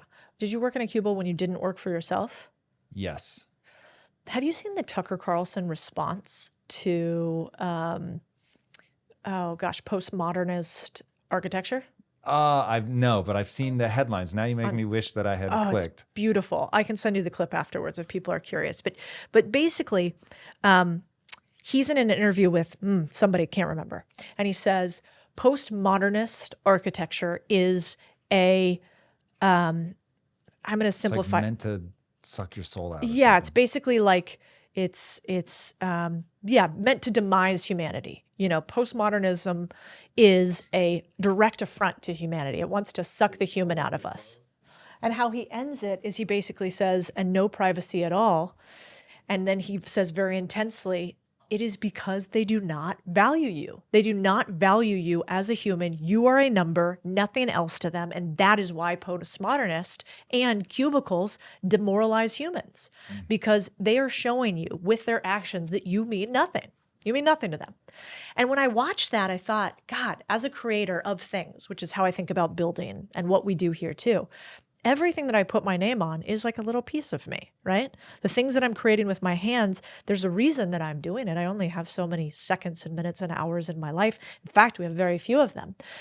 And so why would we put our workers in these instances that show that we don't care about them at all? That it's like copy, repeat, copy, repeat, copy, repeat. And I'm a capitalist, so I understand the idea of profits and losses and needing to be capital efficient. But I also really believe in humans, and I believe in our ability to elevate one another. And that if I find Tom in his zone of genius, in a place that has power for Tom, I believe in the power of place, then I will have a Tom that outperforms on an incredible level. And I don't mean distractions, which is where I think Google and all of them got it wrong. Foosball and nap chairs and whatever. We don't need to be children that when we stop working, we have to go play around with something else in order to distract ourselves from our work. We don't need that. But we do need to see beauty around us because we're capable of it, and why wouldn't we? And so I think you're right. There is part of this that I think is almost spiritual, and the place where I found the most flow state, just like athletes do when they do their craft. I find the same thing when I'm caught in work that means something. And I think for people to say you should have work-life balance, you should not work all the time, that is bad for your mental health. It's like, what the fuck do you know about what flow is? Is flow Netflixing and drinking on Friday evenings? Because it doesn't have to be. But if that's for you, let it be you, and I'll do me. Yeah, that's not flow. Flow, I will say, has a definition, but that won't be met by that. Anyway, probably not the important part of that. The spirituality. So I can feel you trying to make the world a better place, which I love. It is very much why I do what I do. As I said earlier, I think we are in a battle for ideas. Yeah. One of the ideas, so everything is downstream of ideas. So they grip us at the individual level, they grip people at the collective level. And so it really matters what we push and promote. You have a very unique stance on, hey, there's a thing that you're probably not thinking about that's not currently in the zeitgeist as the cool thing to buy the boring business, the gateway business that will make you realize that these are being run by people no smarter than you, to sort of co-opt the Steve Jobs quote. I think that's really important. And I think that marrying that back to your message is going to be really important so that people understand, hey, Codie Sanchez, I'm trying to reach out into your soul and help you find that path to the thing that you secretly want, which I, Tom Bilyeu, will round to fulfillment. I think that's what everybody wants. And so I have a mental framework for why hard work is so important. I think we have an evolutionary algorithm that runs in our mind that absolutely mandates that we work hard, and that nature only has two levers, pleasure and pain. Nature, over God knows how many hundreds of thousands, millions of years, has been shaping us from amoeba to now, saying, surviving is going to be hard, and my job as nature is to keep you alive long enough to have kids that have kids. So there are going to be certain things that I'm going to incentivize. And if you get a tremendous dopamine rush or whatever, when you work really hard and make progress towards a goal, now all of a sudden you're going to want to do that. Because, man, have you ever watched the TV show Alone? No. I need to start getting a kickback from Amazon, who I think hosts the show. I talk about this so much. That gives a real glimpse into what all of humanity was like until 1,000 years ago. I mean, it is hysterical how hard it is to stay alive, to just find enough calories to live. Yeah. It's bananas. You don't have to go. I read so much history. You don't have to go much more than 100 years back in time to hear where it was like, oh, we were just trying to get from here to Oregon, and we were suddenly eating slugs. Oh, and then we ran out of those, and so we had to eat each other as we died. It's like, yo. So we all played that game, didn't we? Yeah, Oregon Trail. So life is a level of hard that we don't understand. So evolution had to make doing hard things internally rewarding so that we just have this algorithm that says, oh, you worked really hard, well done, good on you. And if you aren't working hard, it's going to feel wrong. That's part one. Part two is entropy. And if I could come up with a simpler word, but that really is the right word, meaning that all things are fighting against you. If you want to jump high, gravity yanks you back down. If you want to start a business, other people are going to start a similar business. If you're doing well, people are going to copy you. One of my favorite stories from our time at Quest. So when we launched Quest, we looked ridiculous compared to all the other companies in the health and nutrition space. They all looked what we call veins and chains. So it was all aimed at bodybuilders. Nobody was using food porn. It was just all tough guys, big muscles, veins bulging, literally chains draped around their neck, red and black. I mean, taking a page out of Hitler's playbook, which if you've never read Mein Kampf, I'm really doubling up on my learning from the psychopath's day here. But he just lays out like, oh, this has a certain psychological reaction. So we're going to be everything that's not. We're going to be blue because it piques creativity. We're going to be food porn. We want to feel like welcoming and inviting. And we did so well 3 years later. I walked to somebody else's booth at a trade show because I thought it was ours. And I was like, these motherfuckers, like they've literally just copied everything that we're doing. Yep. So anyway, you get everything is fighting against you. And if you don't get real pleasure out of working hard, you just won't ever be able to overcome entropy. It will, there are just so many things fighting against you. And so to be able to run a business is really what you've said, hard work, and what I call the physics of progress, which is just, it's iteration. It's very important that you do the steps, but if you can work hard and run the physics of progress, you really can pull this off. But I think people need to contextualize, oh, this is a spiritual journey. I'm doing this as somebody who's pursuing fulfillment. I'm doing this as somebody who looks out at this particular moment, which I certainly do, I think you share. And we're at a tipping point for the wrong ideas taking a hold of people. And so we're talking about business, recession, et cetera, but this is really about what ideas should win. And hard work, recognizing you can buy a business if you so choose. If autonomy is a major driver for you, it could be a real path out. But I think if people just hear the cha-ching of the cash register and they don't understand that you're speaking to their soul as much as you're speaking to their pocketbook, they'll get lost. Yeah.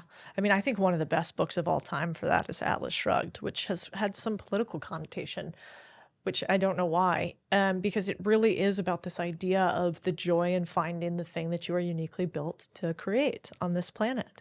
And, there's one quote I love from it that's, to summarize, it's basically like, what a tragedy to let your spark go out, spark by irreplaceable spark in the shadows of the could-bes, the what-ifs, the maybes. And that always stuck with me, of this idea of, man, at the end of the day, I hope I show up at the pearly gates, wrung dry, saying to God, I had not one drop left, which was a paraphrase from an Emma Bombeck quote that is one of the quotes I go back to a lot, which is like, what else is in there?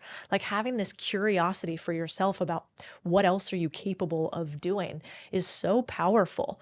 Every time I was just at lunch with one of my team members and my husband, and we were talking about what was the hardest thing you've ever done? Like the hardest thing you've ever done. Think about like one instance.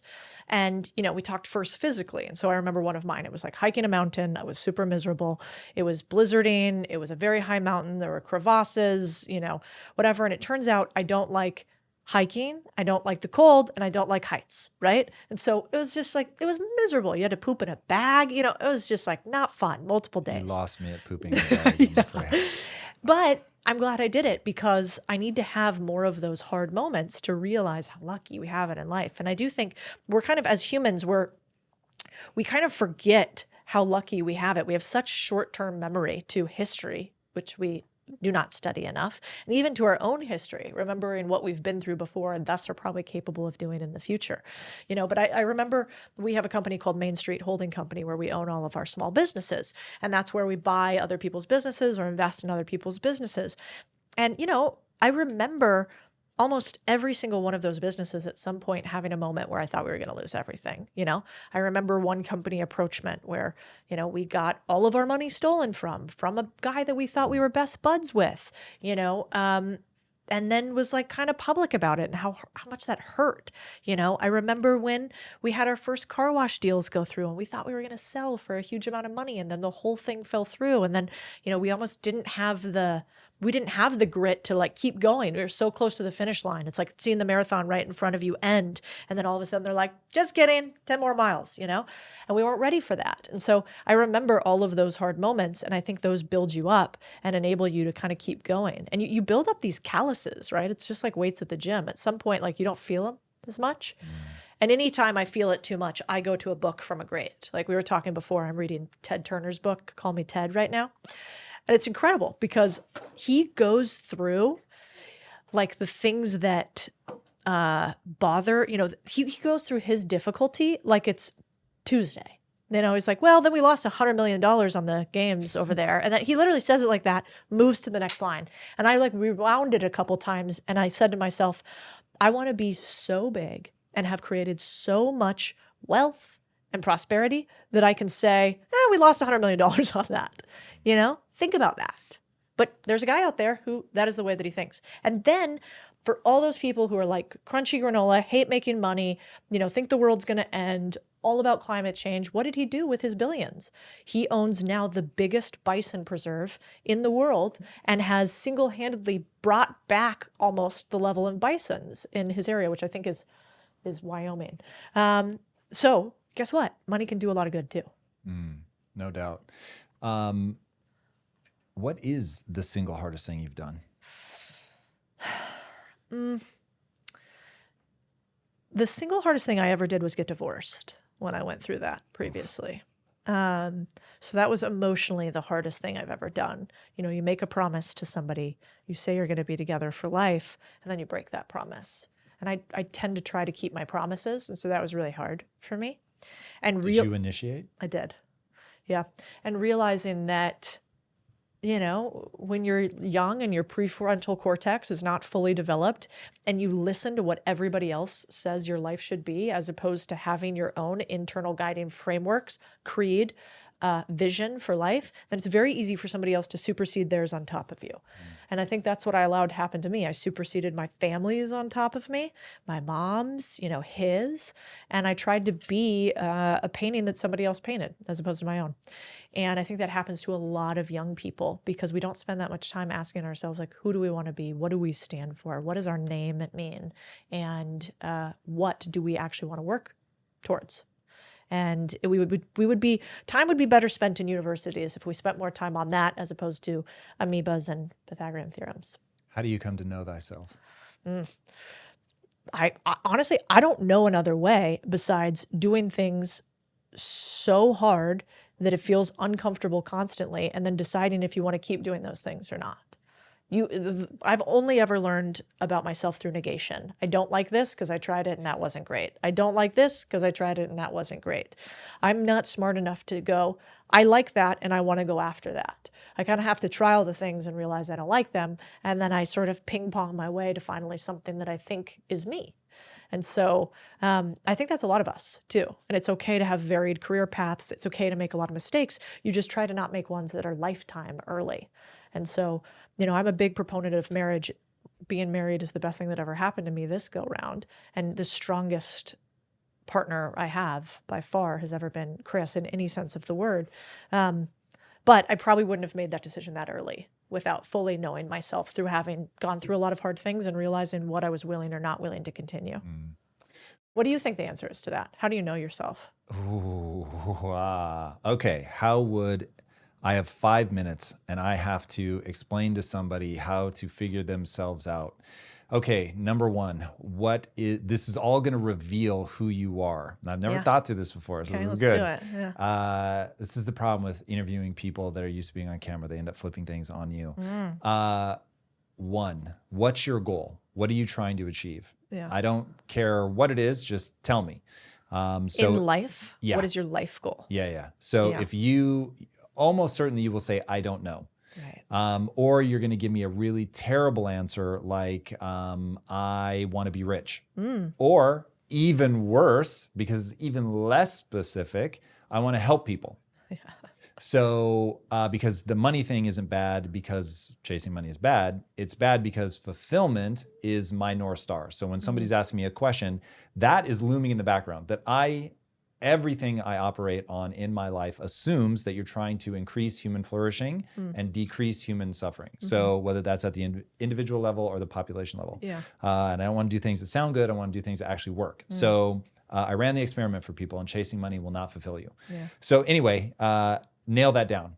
And once you have that, that's already going to tell you a lot. But you then need to know, how am I going to get there? Yeah.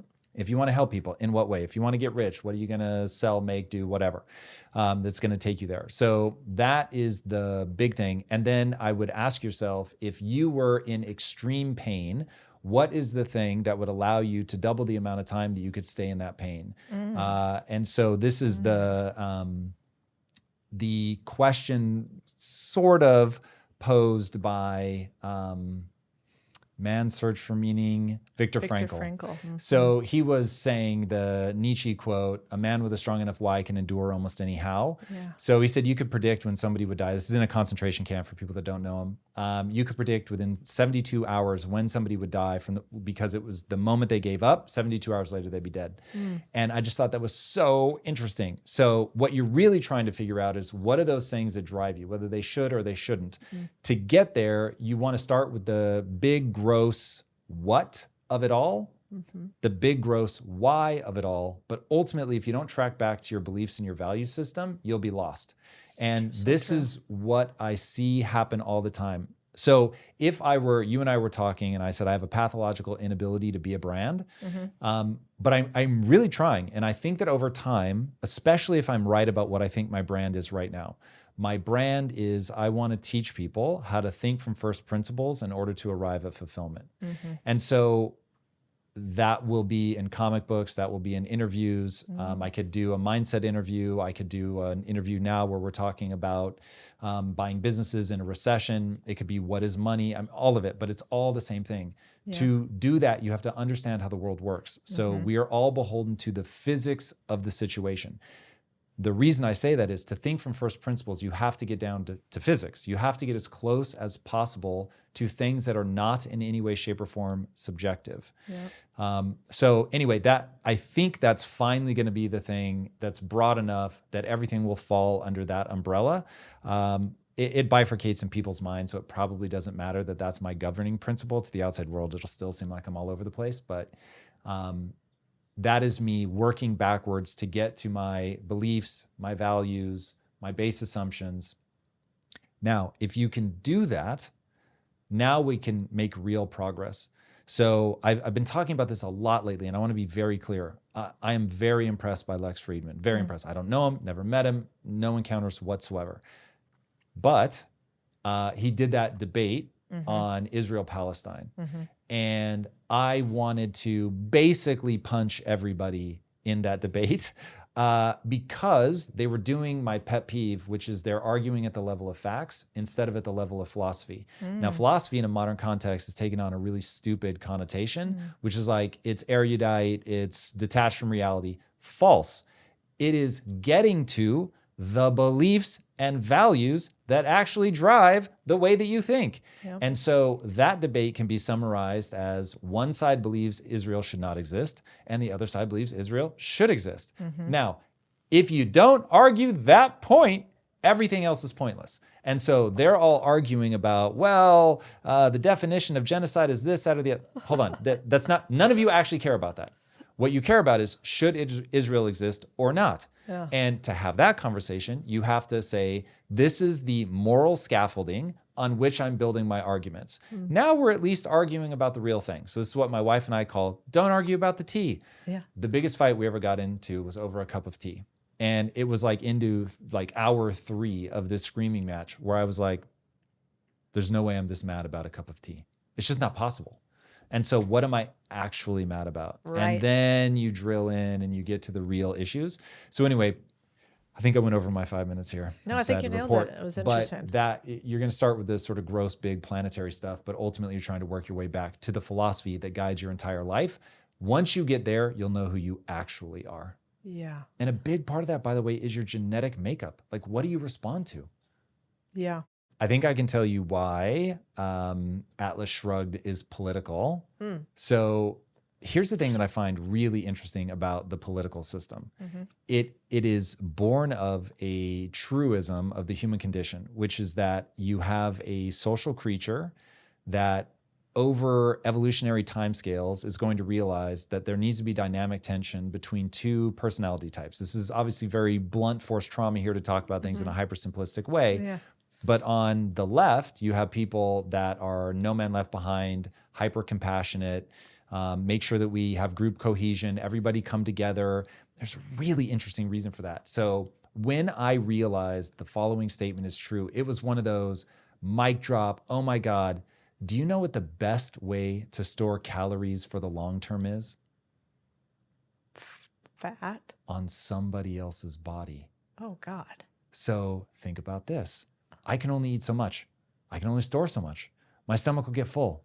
So now, if I've got meat that's going to go bad, I am way better off giving you some, an animal with reciprocal tendencies. And now I'm going to feed you, even though, why would I do that? I should just take it all for myself. But instead of doing that, because I know I will max out, I will eat so much I'll start vomiting, or I won't be able to store any more fat, and so I'm just defecating it out. So way smarter to be like, hey, I'm going to store some of my fat on your body. And then I'm going to eat you. No. Okay, that's not what there are tribes that do that. No, but then the next time when you're the one that gets the kill and I don't, you're going to be thinking, oh, I want to store some fat on your body. And so it becomes this reciprocal relationship where we're all like, hey, we're spreading things around so that there's more of us, more likelihood to get the next kill, the next kill, the next kill. And if we share, we're good to go. And they see this all the way down to vampire bats. So you can take a vampire bat and they'll like give a little bit of blood to other people's children, not just their own. And they figured this out. They can inject the bat's cheeks with air so it looks like they have blood, but the bat knows it doesn't have blood, so it doesn't go to give them to anybody, and the bats will shun that bat's children. And they're like, you're not helping our kids, we're not gonna help yours. Okay, that's the right.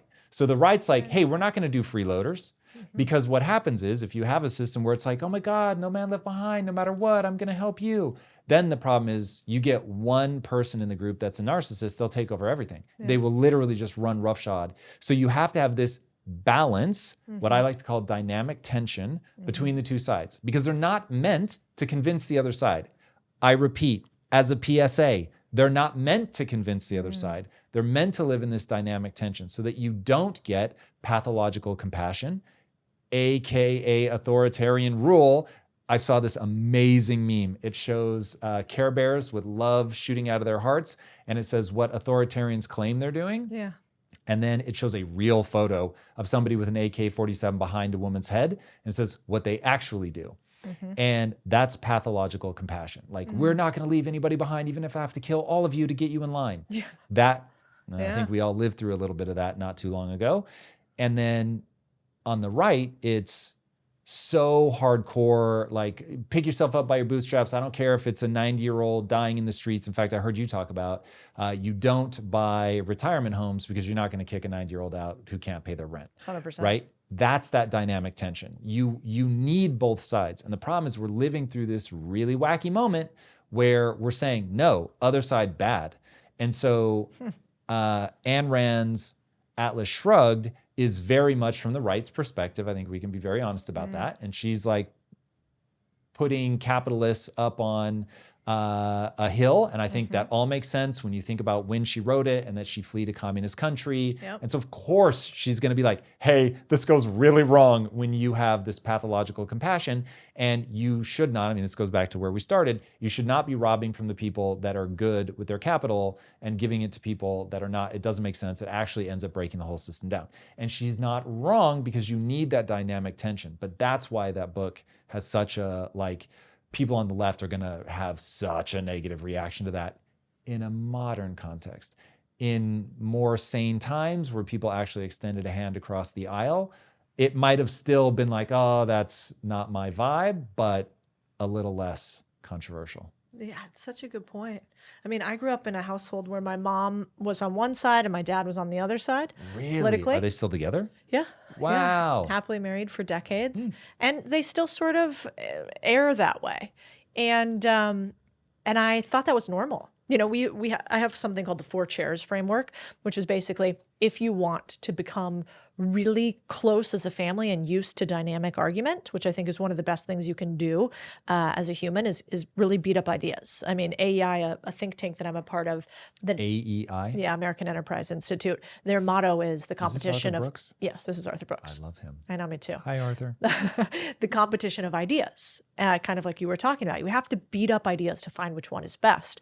And so we used to sit in these 4 chairs as a family in the dining room, and we would debate for hours, sort of, what do you think about that? No, I don't like that idea. How could you say that? And by the end of it, we'd be like, okay, good night. You know, see you guys later. But words are violence. Yeah. Totally. And so that we just had none of that, you know, and there was no shame to having a certain opinion if you could back it up. Now, if you couldn't back up the opinion, then you felt some pain surrounding that. How would you back it up?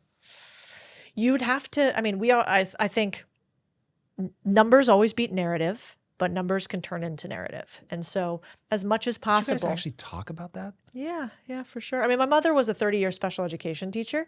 So she was a teacher by nature. She liked us to think for ourselves.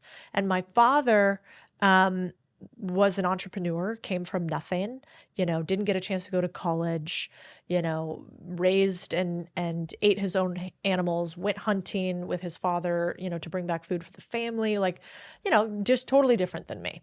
You know, my dad worked in a slaughterhouse when he was younger in order to pay his way. Whoa. You know, he's kind of seen it all. And then started multiple businesses, but would probably never call himself an entrepreneur or a founder. He would just say, like, I sell marble, you know, very humble. And we would talk about that because how much more interesting, one, are those conversations? You know, I think some of the reason that we've gotten away from family values in some way is because we talk at such a surface level with people. So when you come in back and you talk to your parents, how often is the conversation like, hey, mom, hey, dad, how's it going? What's up with you? Yeah, life's good with me. It takes a lot of energy to go a little bit deeper with people. I think that's why people are so obsessed with podcasts, because we are actually having less of these conversations in real life. We don't have people who will debate us on our ideas. It's not something that's okay for you to push back intensely on your friends' opinions. It's not okay to ask where they got that data point or what they could support that with or why they believe that, because most people cannot back up the statements that they have without emotional pleas. And so I think people are craving podcasts because they're actually just craving real conversation. Can somebody tell me something that is true? And can 2 people argue? You know, like I said, well, I don't really know about that. Are you sure? You're like, well, let's look it up later. Neither of us determine that our worth is based on whether our individual idea is right or wrong. And these days, I think we've lost our identity in ideology. And so we have individuals who say, my ideas are me, and thus, if you say my ideas are wrong, I am wrong. And that is a very dangerous path to tread on. And so how much more freeing is it to say, I have an idea. At this moment, I think it's true with everything that I know. But if you show me something that I don't know, I'm very happy to change it because I am in no way, shape, or form my individual idea. How often are you checking your credit score, afraid of identity theft or account breaches? We all use the internet every single day for important things like personal banking and remote work, so why not protect yourself with our sponsor, Aura? Aura is an all-in-one cybersecurity service that keeps you safe online. Aura identifies data brokers exposing your info and submits opt-out requests on your behalf. Aura also monitors your credit, tracks your passwords for data breaches, and secures your online activity with VPN and anti-malware protection. You can try Aura for free for 2 weeks by clicking the link in the description or scanning the QR code. I think the big problem is that people don't know, I'm going to use a gross word, but so it'll stick in people's heads. They don't know what their God is. And utility is my God. Yeah. Now, if you are pursuing something stupid, you will pursue the utility of stupid things. But if you're pursuing something honorable and it's the meaning and purpose for your life, how could you be focused on anything other than utility? That's the thing that drives me crazy. Thomas Sowell is, he just has one of my favorite quotes. And he says, the last 30 years have been marked by exchanging what worked with what sounds good. Yeah. And that is blasphemy in my worldview, because you are now abandoning utility, actual usefulness, actually moving in the direction of the thing that you want. And this is why, again, I'm just going to beat this drum to death. People need to understand what motivates their reasoning. Everybody's reasoning is motivated. It's motivated towards something. We were looking at the Tucker Carlson thing, postmodernism, motivated by power. So you get, to your point, I've never thought about it before, so I certainly reserve the right to change my opinion about anything at any time. But that the brutalism of the structures, which if anybody's never looked up brutalist architecture, it's actually a style of architecture that is brutal. Yeah. It's heavy concrete, very few windows, nasty. Post-Soviet sort of Eastern Bloc. Gnarly. Yeah. Right. And ironically, one of them was just built in LA, which there was like a whole huge backlash, which I'm not surprised. Anyway, and the fluorescent lights and all that. If your assessment is right about why they're doing that, and my assessment is right that postmodernism really is about power and nothing else, then it becomes a statement of power. We are bigger, better, stronger than you. You work for us. You do as you're told. And that when you force somebody to pull into the light, what drives their thinking? Like, in fact, did you ever see the documentary, What is a Woman? Yeah. Okay. Fascinating. Glad they did it. However, it would have been more like, it becomes just a dunk on the lunacy, and it really did come across as lunacy to me. Yeah. But we could have pulled it back out of lunacy if you just start asking, what are the base assumptions that are driving your rationale? Yeah. And when you make people state, like, this is why I believe that. I learned this in business. So the physics of progress, you come up with a hypothesis about what you would need to do to achieve your goal. Okay, what does a hypothesis do? A hypothesis makes predictions. So when you're talking to somebody, what you want to do is say, okay, the things you're saying are the end result of a prediction you're making. That's invisible to me because you're not saying it out loud. You're just telling me the outcome. But if I think of that as a prediction, then I'm like, okay, for that to be true, the following base assumption has to be true. And so I'll just ask people, okay, because you're saying that, the following statement must be true. So for instance, if you want to give puberty blockers to a young child, that makes a prediction that you believe that self-professed identity is the most important thing in their life, and that you're even willing to put them through a medical procedure that has some risk of complication and death. Is that accurate? And they're going to say, yes, that's true. Or they're going to say, no, that's not accurate. But I believe if you deny them the ability to express their gender through a physiological change, that the rate of suicide goes up. Okay, so the prediction that makes is that they are more likely to die if they don't do this surgery. Is that accurate? Yes. Okay, cool. That's a testable hypothesis. Yep. It makes a prediction. I can now look at the data and find out, is that really true? Now, the problem becomes, if that's a red herring and that's not really what's motivating their thinking, then it will all fall apart, because I will present them with the data, and I actually don't know the answer to that. But let's say, just for the sake of argument, that it comes back and no, there actually is an increase in likelihood of suicide post-surgery. I don't know that's true. I'm just saying, if it were. If in that moment they go, oh, okay, word, like what we're seeing in England, where they've now banned the use, not just Tavistock closing down, they have now banned the use of puberty blockers on minors. Okay, so they look at the data and they change. Word, I'm here for that. But if somebody looks at the data and then they say, oh, no, we still need to do it for this reason. Yep. And you'll get this all the time with in business, where somebody will say, this is why I couldn't get that thing done. And you're like, okay, well, why didn't you do this? Well, no, that's not really the reason. It was because of this. Okay, why didn't you do that? Well, no, it's not really that. It's this. And I will say, you're making me chase you. Don't make me chase you. Just tell me the reason. And then we will, and if there's 4 reasons, give me all 4. And then we'll go through them one by one. But this is a knowable set of things. Right. The problem is, again, they argue with the level of fact. They're just 2 ships passing in the night, instead of getting down to what are your base assumptions? Yep. What predictions do they make? And do those predictions come true? And if people start thinking through that, so rather than trying to be right or pass judgment, which is what I could feel in that documentary, instead of that, like it's what I call trapping people in their own values. You just tell me your values.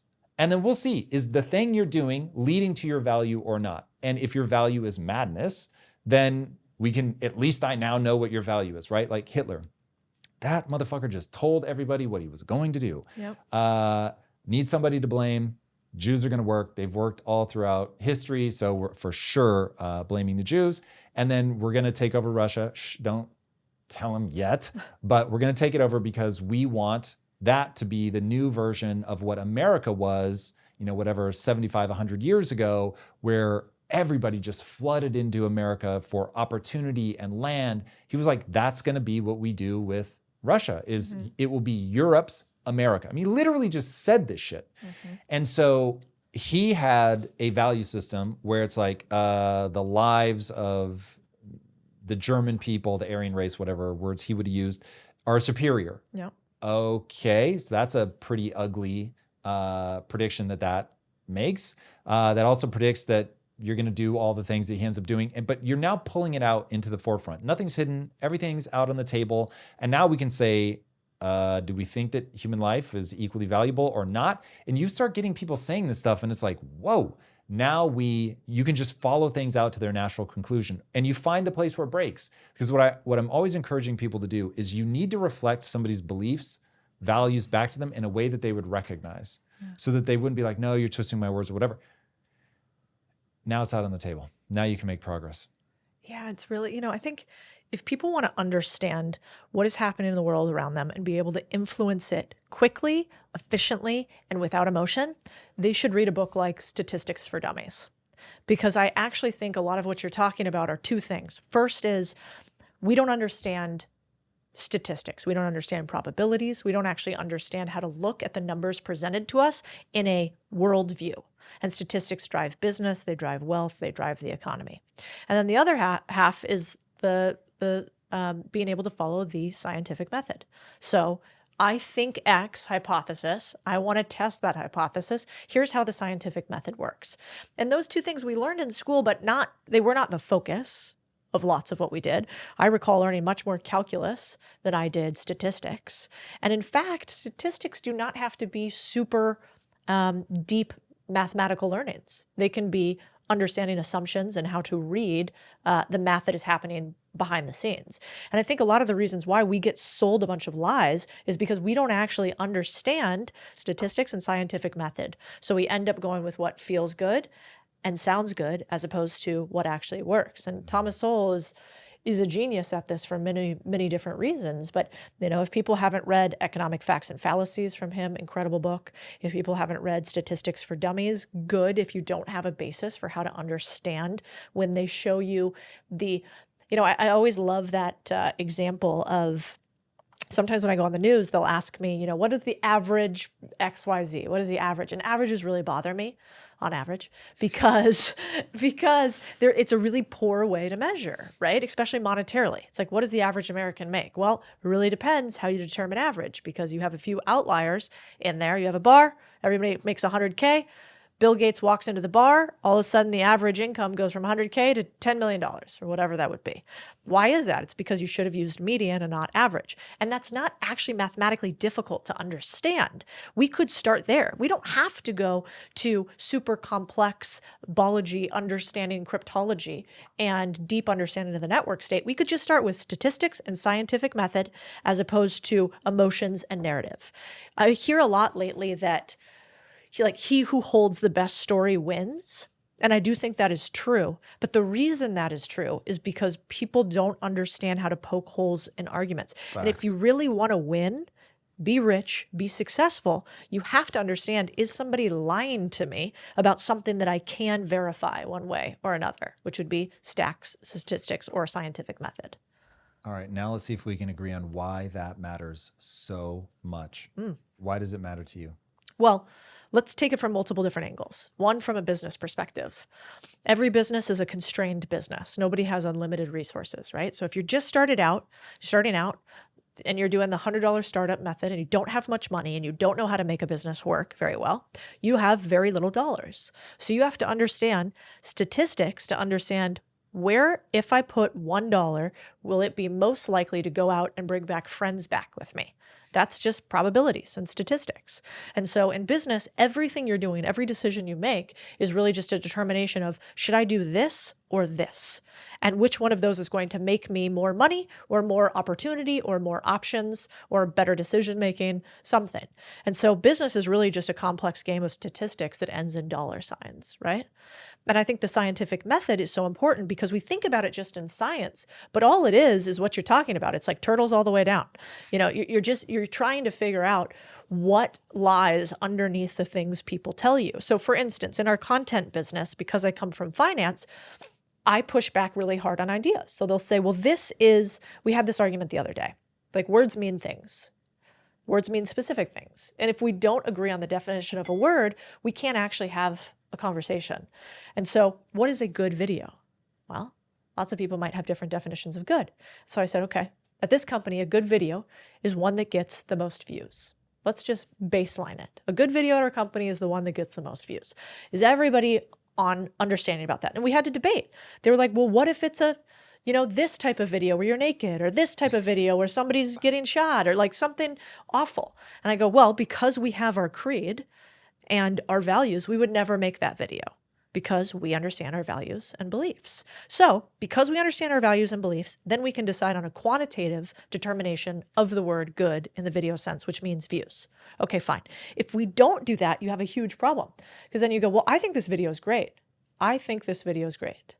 I don't know what to do with that. That's like your personal taste in a video. And taste, as we all know from the fact that when we go out to a restaurant, very seldom do all of us order the exact same thing every single time. Why? Because our taste is different. And so I think a lot of business is getting really definitional. What does taste mean? Ooh, taste is difficult to define. So that is a bad word.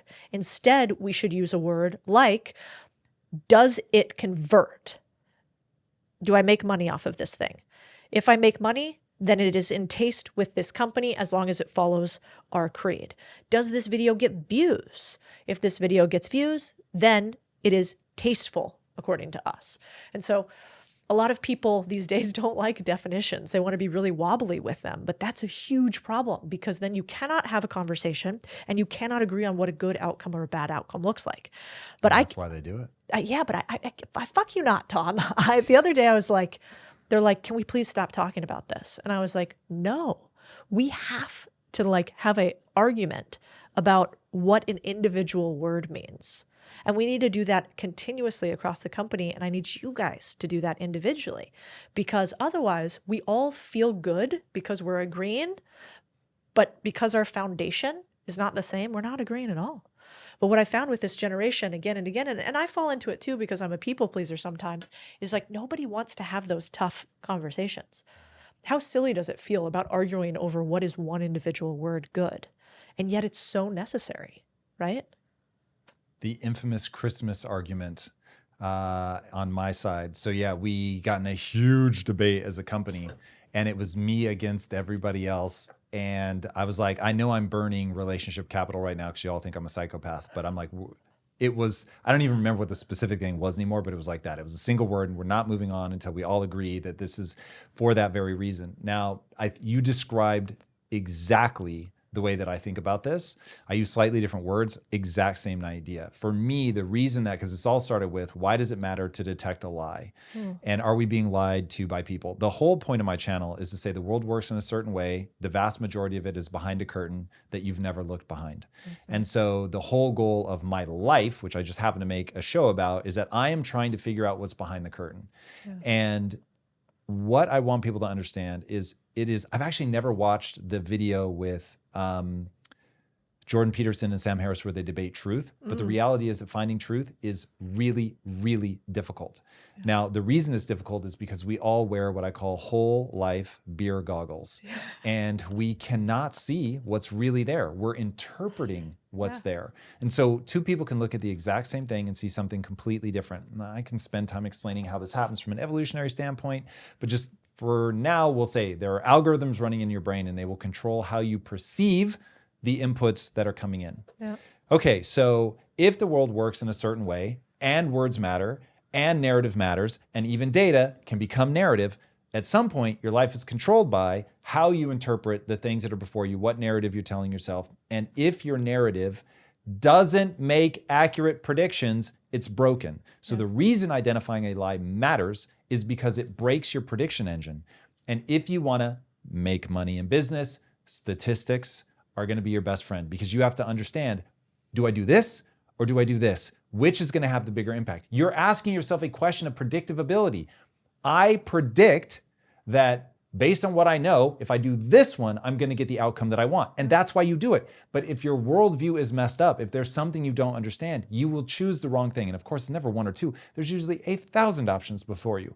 And so people just have no idea how to choose because they don't know how they think. They don't know where they're being lied to. They don't know how to dissect the information that's coming in. They don't know how to test hypotheses. They don't understand that when somebody puts something forward, it makes a fucking prediction.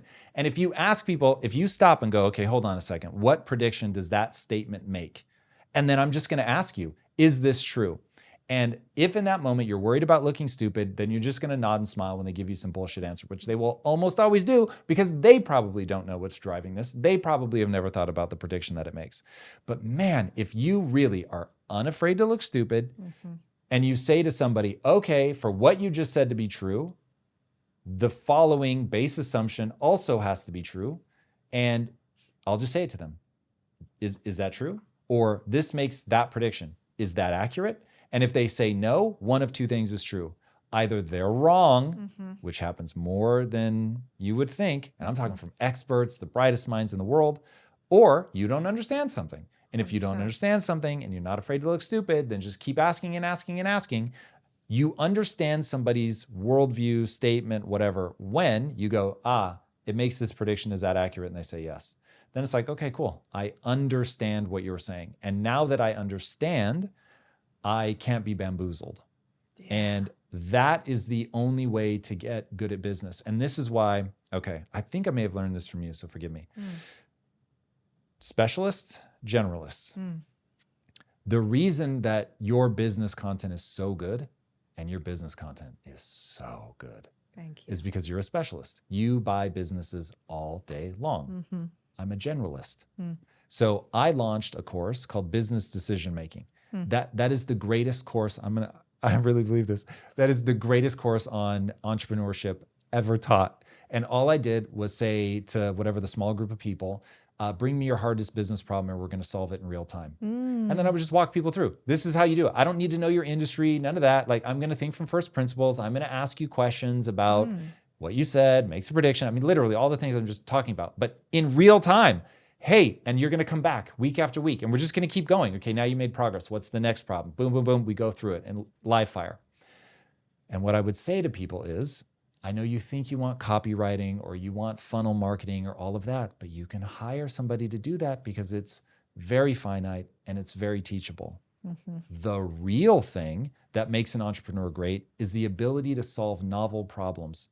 It is a problem not only have you not seen before, nobody's seen before. And so now you have to be able to build up from first principles to think through it. But that shit, hardest thing in the world to sell because people know this is your painkillers versus vitamins. That shit is a vitamin and people want painkillers. They know they have a problem. And if you market it as, I'm going to take you from $0 in revenue to $3 million in revenue, that shit'll sell all day long. You're exactly right. God damn it. It isn't all weather. It will work for one thing in that one moment, but it doesn't translate because it's not a framework. 100%. I mean, I think a couple things there. One is the real definition of a CEO is a scary one. So if you say you want to be a CEO, here's what a CEO is. It's you go out, you hire the smartest people you can possibly find. You tell them to fix problems. Then they find the problems that are so hard, even the smartest people you can't find can't solve them. They bring them back to you, and you have one job only, which is to deal with the worst problems that the smartest people that you know can't solve. That's all a CEO is. And so if you think you are anything more than a firefighter in the most complex fires of all time, you're crazy. The CEO is not a fun, easy, breezy position. I've never met a CEO that felt that way. That's why they moved to chairman after a while, because they let somebody else deal with it. And so I think that's exactly right. The other thing that I find fascinating there is, so I started contrarian thinking in 2020 with this idea that people have lost their minds. They are no longer able to think because they can't question anything. And I believe that I will give you will make more cash if you are curious than if you are a genius. And the reason why is because you can use the collective genius if you are curious, and you are limited by your own genius if you are not. And so, especially with the world of ChatGPT, if you are a genius but unwilling to ask questions because of your own brilliance, you have just lost the world of knowledge. And so I believe our ability to question things is integral to our individual success. And yet I thought people were losing that ability, and they were smothering it, and they were saying it was wrong to question things. And I thought that was criminal. So I started contrarian thinking, and I was like, we are going to teach you to question things, to be contrarian, not for the sake of it, but in order to learn. And then it was crickets. And people are like, I think just fine. This noggin's pretty smart. I don't need your help thinking better. Like, nobody really goes around and says, I wish I could think better, except those at the very, very, very, very top. It's like a 1% problem. Most people think that they think fine. They just haven't found the deal, the money, the next job, the girl, the whatever. They don't think there's anything wrong with the way that their brain functions. And unless it's a pill that can make them like superhuman intelligence. And so I quickly realized that, okay, if I want people to think differently, how could I get them to do that? What would be the Trojan horse to thinking? And I was like, well, what do all humans want? They want love in some degree. They're greedy. They want like some sort of personal wealth, right? And they want maybe relevancy in some way, shape, or form. You could also say they want health, right? And so if we have wealth, health, sex, greed, which do I know a lot about? Well, I don't really know that much about health. I don't really want to talk about sex on the internet. Wouldn't say I'm an expert there either. But what about wealth or greed? Well, yeah, I know a lot about that. I've been in finance for a long time. So what if I could Trojan horse my way into thinking by getting people to talk about money? I'll tell them how to make more money. But in the process of telling them how to make more money, I'm actually going to get them to think about something more important, which is ownership.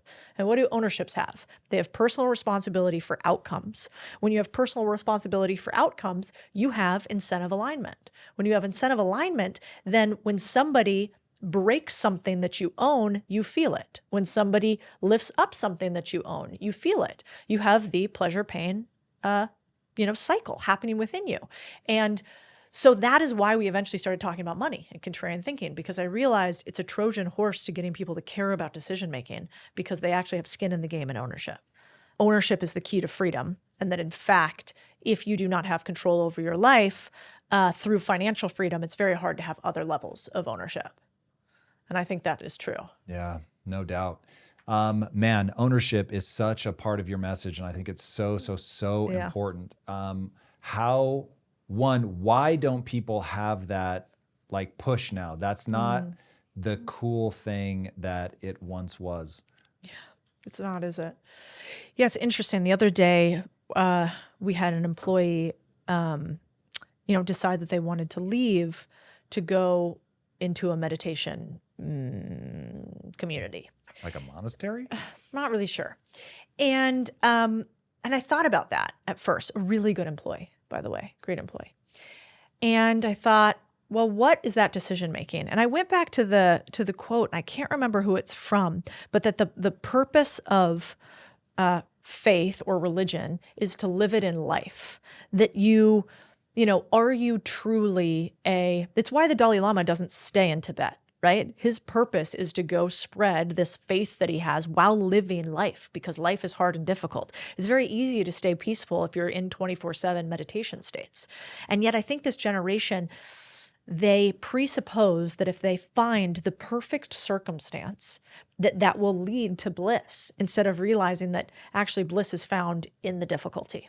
And so I don't know about this personal situation with this individual, but I thought about this a lot, because I thought, what would make somebody like put their life on pause that way and stay in this one situation? And I think the reason is because we have not been conditioned in this generation to find joy in difficulty. Instead, we want to find joy in extreme pleasure. I mean, look at what we've done to this generation. I mean, this is wild. And even to parents today, we said, parents,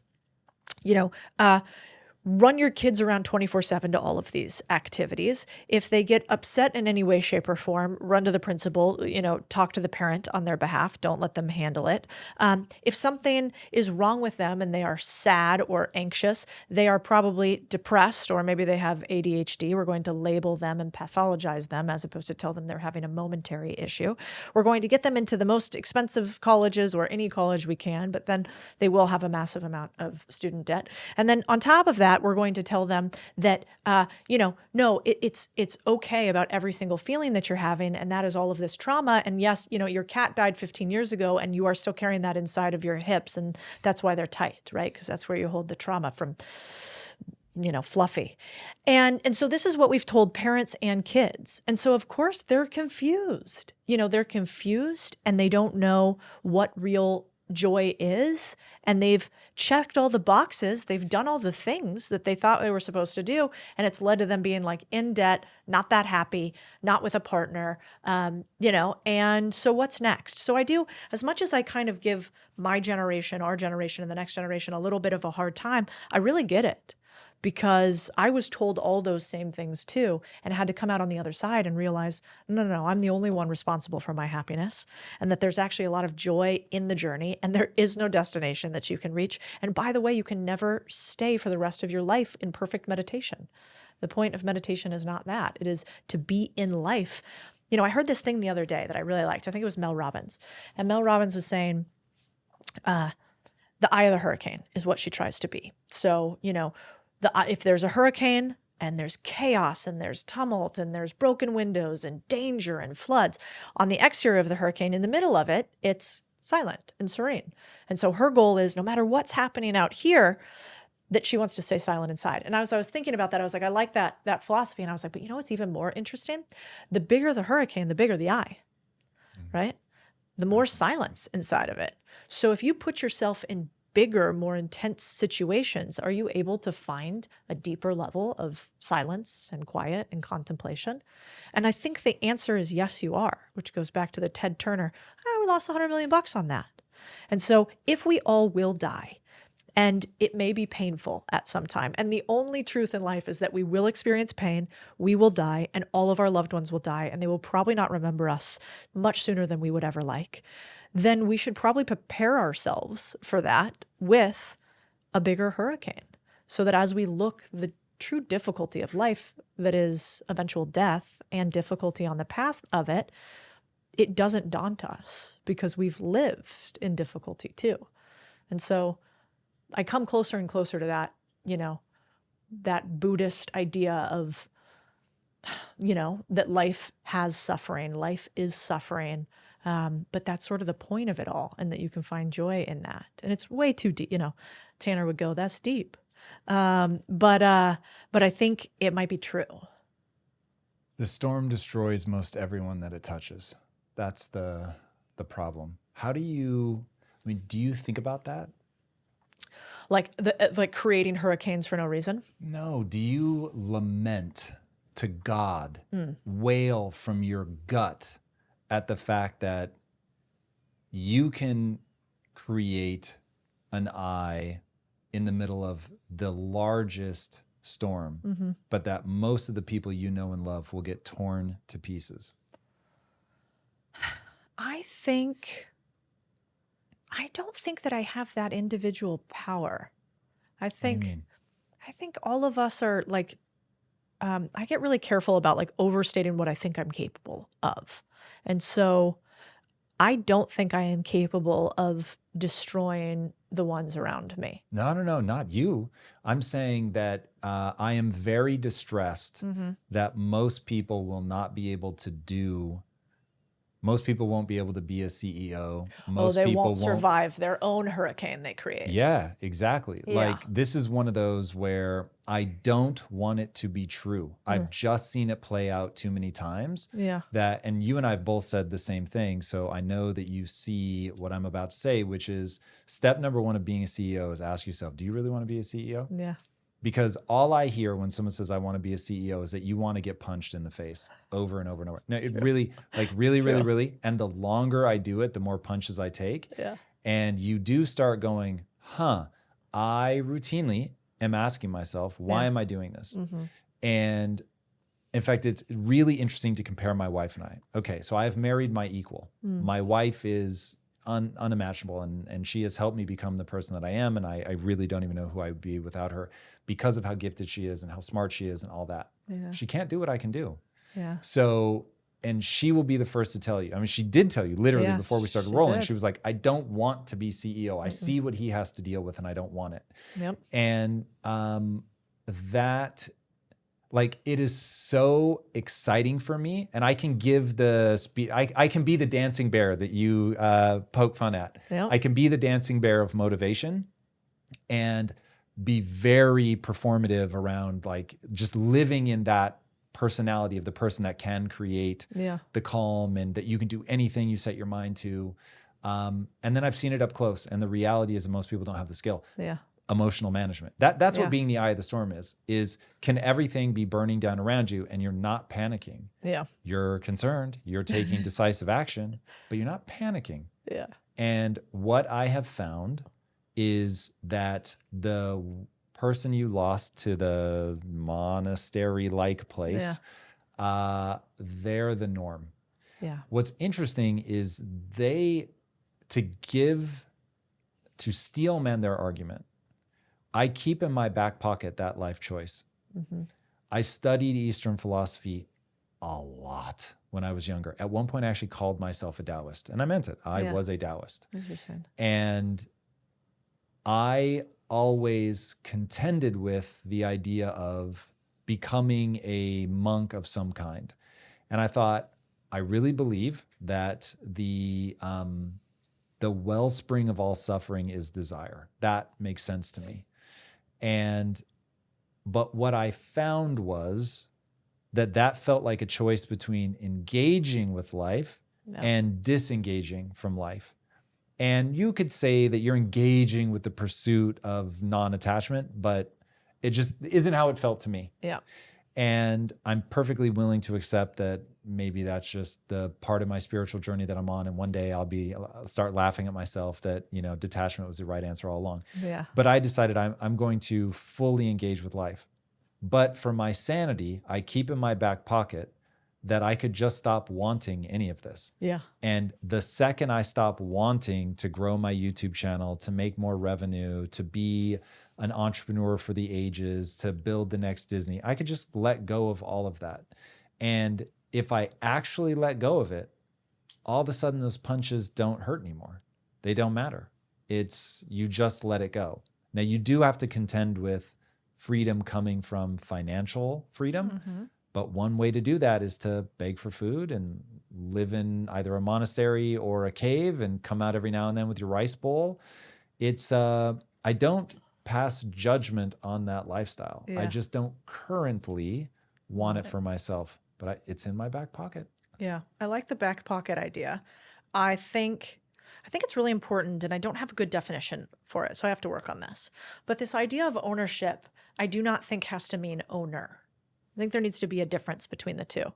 And ownership, in my opinion, there's like 4 levels to rich, I think, about monetarily. And so you have the first level is like a spender. You make money, you spend it. The second level is a saver, right? You make money, you save some of it. The third level is an owner, in my opinion, that you take the money and you apply it towards your pursuits. So you invest in you working more, your business, etc. And the fourth level is an investor. And that's you take your excess and you invest it in other people and their pursuits. And the levels, you can't really go from a spender all the way to an investor, I don't believe. I think you kind of have to like climb the rungs. And I've thought a lot about what does ownership mean, because I do not think everybody should be an entrepreneur or CEO in any way, shape, or form. But I do think that they should have some skin in the game for what they're doing, and they should have a way where they can continue to earn even if something catastrophic happens to them.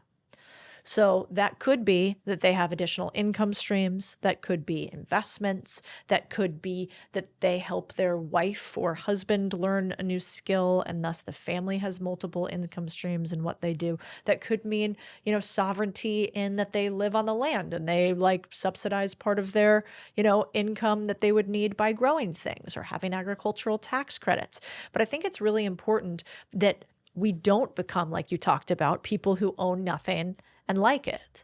I think we can be people who want less material things because our neighbors have them, but simultaneously have more ownership of the things that can protect us from negative consequences, like a health event where you need money, like an authoritarian regime that tells you they want you to do X, Y, and Z. Money is it's an option that you get to either use or not use.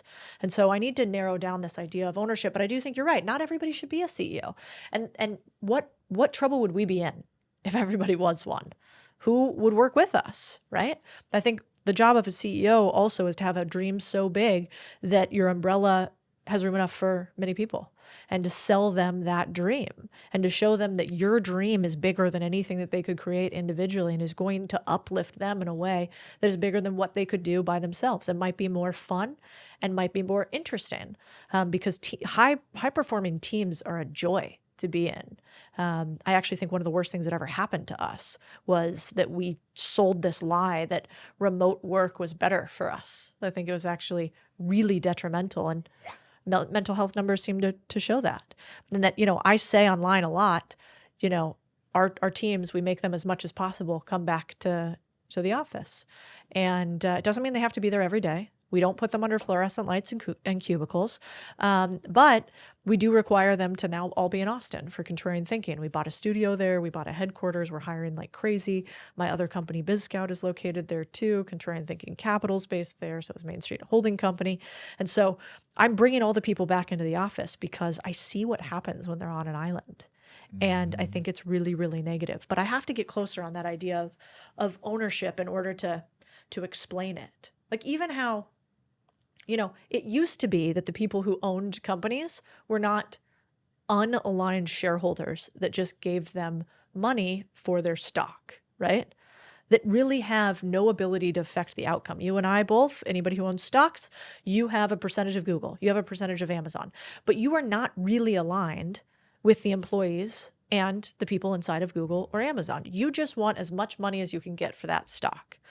And there's actually really perverse short-term incentives that happen with that. Really perverse. And so I think as an employee, part of your game should be, I want to make as much money as I can to a certain degree, and then I want to invest it in things that ROI to me, and I want to find ways to skill stack to become so valuable that the people I work with will give me some percentage of a company, a deal, an opportunity to invest in another company alongside them. And that's where I think we went a little bit wrong. My employees don't have equity at Contrarian Thinking. Well, one does now, but two of them just got equity at one of my other companies. And so they're now partners, they're owners in that business, even though they're also employees.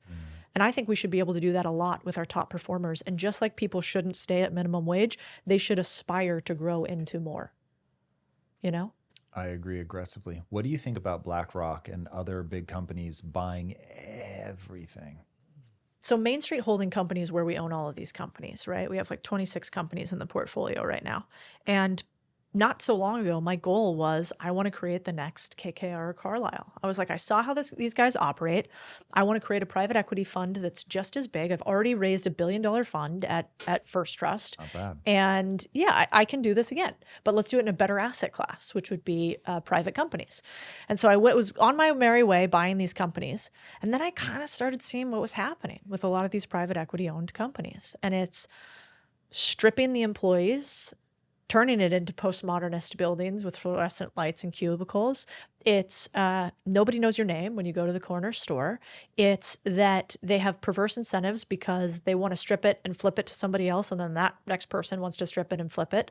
And a lot of these companies, get sold by 3 or 4 private equity companies before they go public, and they've lost kind of their soul.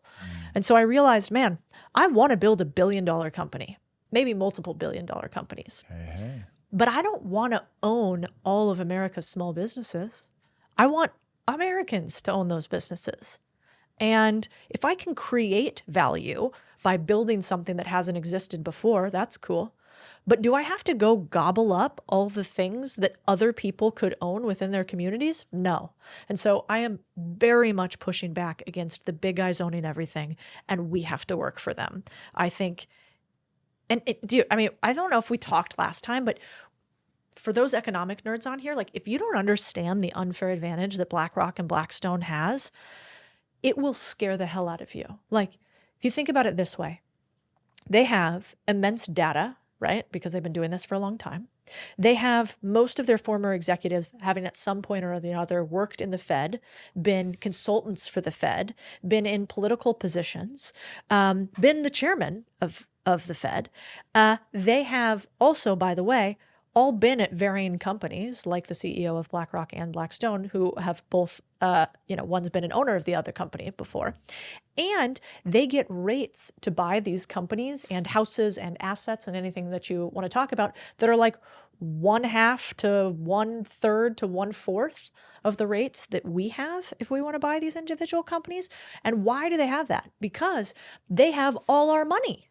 Because you and I have our investments at BlackRock in their ETFs, which means that they get to use those assets on the balance sheet to have lower rates to buy things that then increase the prices of single-family homes in the US with our dollars. And I think that is criminal. And I don't love the government regulating many things, but I think they should at least get their neck off the little guy. Get their foot off the neck of the little guy? Get their neck off the foot of the little guy. Yeah. Get their foot off the neck of the little guy. There we go. Dyslexia live. You know what's interesting, though? I've heard you talk about that before. There is some crazy stat about the highest paid CEOs or founders, I forget. Like 1/3 of them have dyslexia. Oh, is that true? It is true, yeah. So I'm going to guess that there's something about the way that what reads as, I have a hard time keeping these things straight, is a blurring of the lines. So there's less rigidity in the categorization. I'm guessing here, but this really feels like it'll be true. There's a blurring of the lines of categorization of different things. So like a B and a D, they don't have like a distinct categorization between them, but that allows you to make more sort of unique connections between things. So people with that, like Richard Branson, I know is dyslexic. There's a ton of them. That would make a lot of sense to me. Yeah, there's also this is like a fake pathology, like so many are today, but there's one that's basically you can't get analogies right. And so my husband always jokes with me that I must be a Russian agent because I'll be like, the thing is, dogs and horses, it's raining today. And he's like, what is wrong with you? And I just, for some reason, I can't keep them right. And so I mess them up in my head all the time. So I could never be a politician because there'd just be meme after meme of me. Hey, Biden's done just fine. He's done just fine. He's a groundbreaker. Actually, you know what's funny? They both are, in a way. Like, Biden has shown you don't have to be eloquent at all to be the president. You could mess up all the numbers always. Be shy of dementia. That's yeah, you could trip often and be a president. And then Trump has shown that you could have every bad thing, like you could have lawsuits against you. You could say a bunch of crazy things and just be like, nah, anyway, we're going to keep going.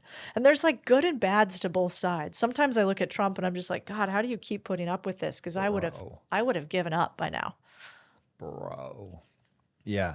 I'm not loving our choices at that level. Yeah. I have Jocko Willink on tomorrow. So many people have asked, so I'm not even going to waste my time asking him if he'll run. Yeah. But man, would I prefer somebody like that. Now, you do a lot of political fundraising. Tell me more. Yeah. How do you think through that problem? So I know some of the origin story is what you told us earlier, regulation gets changed, business goes poof, gone. Yep. So you care. Do you think more at the local level, at the federal level? Yeah, I think all politics is really local politics, and that's how it should be. And so, if you actually want to, if you want to see firsthand the impact you can have, go to your local community, because nobody cares. I mean, I went to one community city council meeting in Austin, and it was the most fascinating thing I've ever seen. The room is entirely empty until like the very end, because the entirety of the meeting is like meaningless. And at the very last 10 minutes, when they know like everybody's going to be asleep and they're kind of done, they try to push through like really aggressive legislation.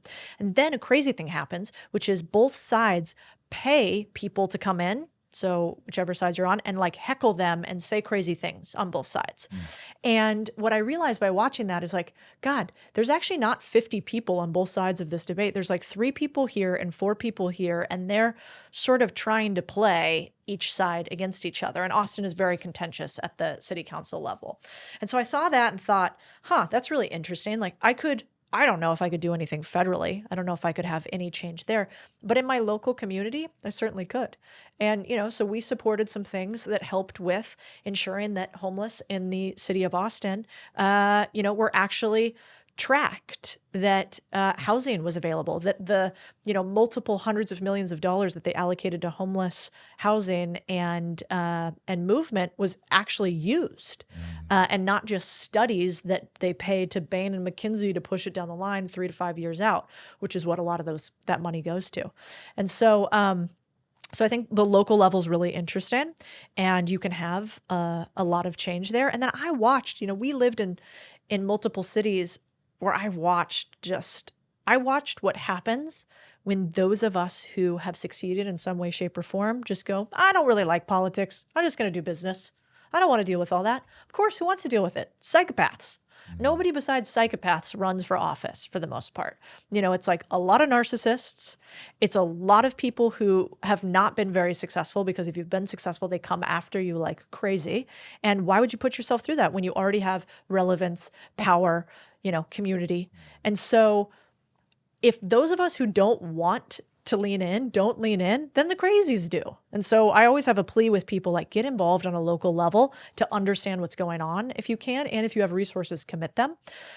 So that's what started it. But then the other part that's interesting is you get a chance, if you want to be involved politically, people are actually quite easy to get to. And so when they're trying to get votes, I became friends with Vivek Ramaswamy. I mean, last weekend, I was at a thing with RFK. I've met Trump. I haven't met Biden yet. But I've met a ton of senators and congressmen. And it's because if you call up your local congressman or senator, they by and large need to get back to you, especially your congressman. And so we don't even think about the power that we actually have to evoke change for some reason. But on the local level, you can do a lot. Is your standard rubric pro-business? What's the thing you're really angling for? Rationality. I have like a low bar. The bars. But what would drive, like, how would you define rationality, right? Each side thinks they're right. That's a really good point. How would I determine who I give money to? Well, the best predictor of future behavior is past behavior, right? So I typically would look at how has this person voted before, and has it led to pro-business and pro-freedom initiatives. So I really believe in like personal sovereignty. And I believe in... To a libertarian level? I do think we need systems in place. So to your point, I don't think if somebody's starving on the street, we should leave them there and they need to figure it out. I do think we need social safety nets. I do think that there's a huge benefit to helping others, both like mentally, societally. But I believe in optimizing for this idea that the individual might be the one who is best suited to know what they need, except if they infringe on the rights of others. So if they're violent or they break the law. And so I do tend to vote, and focus on things that are more economic from a business perspective. Can we create more GDP growth? Can we have less regulation, less taxation? And then can we allow for more freedoms? And those span both lines, like reproductive rights, gay rights, ability for individuals to determine if they want to work as a contractor or not, like things that span both sides. Very interesting. When you talk about people not wanting to leave them on the street, wanting to make sure that they get helped, if I were to put this sort of really traditionalist hat on, I would say, do we want the government doing that, or do we want to push that to churches, neighborhood groups, things like that?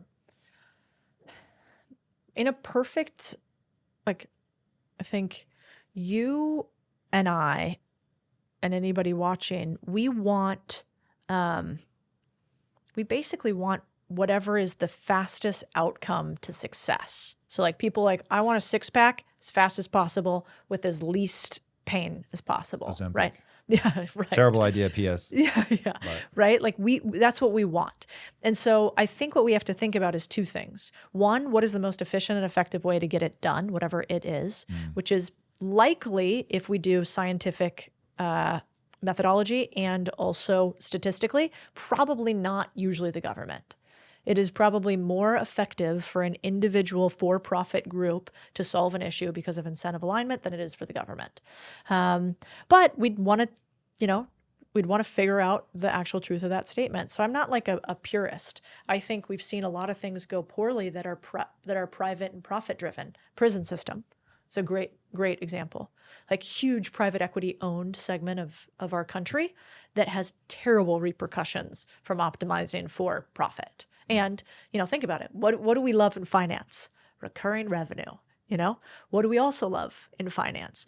We love a customer that can never leave us, And so I do think we have to ponder for a moment whether things like for-profit prison systems are right. But we might be better served by allowing free market activities for helping somebody in a tough situation inside of our community. It's really interesting, the prison thing. So let's take that head on. It's not something I've thought a ton about, but first principles should always do. So my initial reaction would be that having profit isn't inherently incorrect.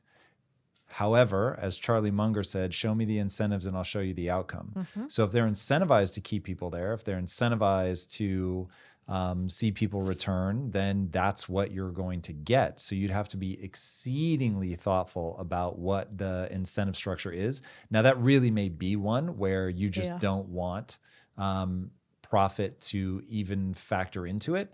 But it does feel like if you got the right incentive. So for instance, if you were judged by recidivism rate and judged by how well that person was able to integrate into society, and you were paid like very substantive bonuses based on those two things, now all of a sudden I'm like, okay, what does it take to get somebody integrated back? Okay, I'm going to have to get them off drugs. 100%. Like that's just going to be number one.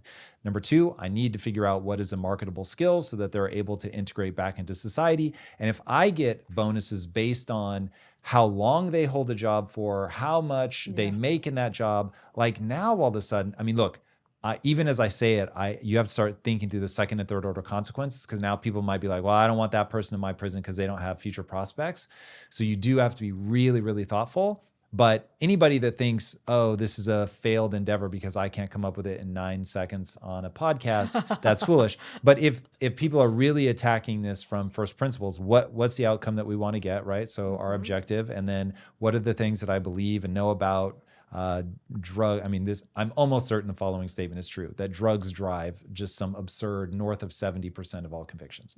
That somebody was either drunk when they committed manslaughter, murder, I forget the number of people that are drunk when they either get murdered or murder somebody. It's ridiculous. Yeah, I believe that. So anyway, drugs, alcohol is going to drive a lot of this stuff. But being thoughtful about the downstream effects. I just don't think that simply stripping money out of the equation and making it a government-run thing is going to be the answer, because it isn't efficient. You're not able to attract the best and the brightest, because the best and the brightest are going to ask, how do I get the biggest ROI, oftentimes from a lifestyle perspective, in my pursuits. So yeah, it's a good counterpoint. I do think most things can be changed with incentives. And then you'd have because the counter argument could be, well, if we get, you could go Machiavellian and say, all right, we're going to we're going to judge them based on low recidivism rates.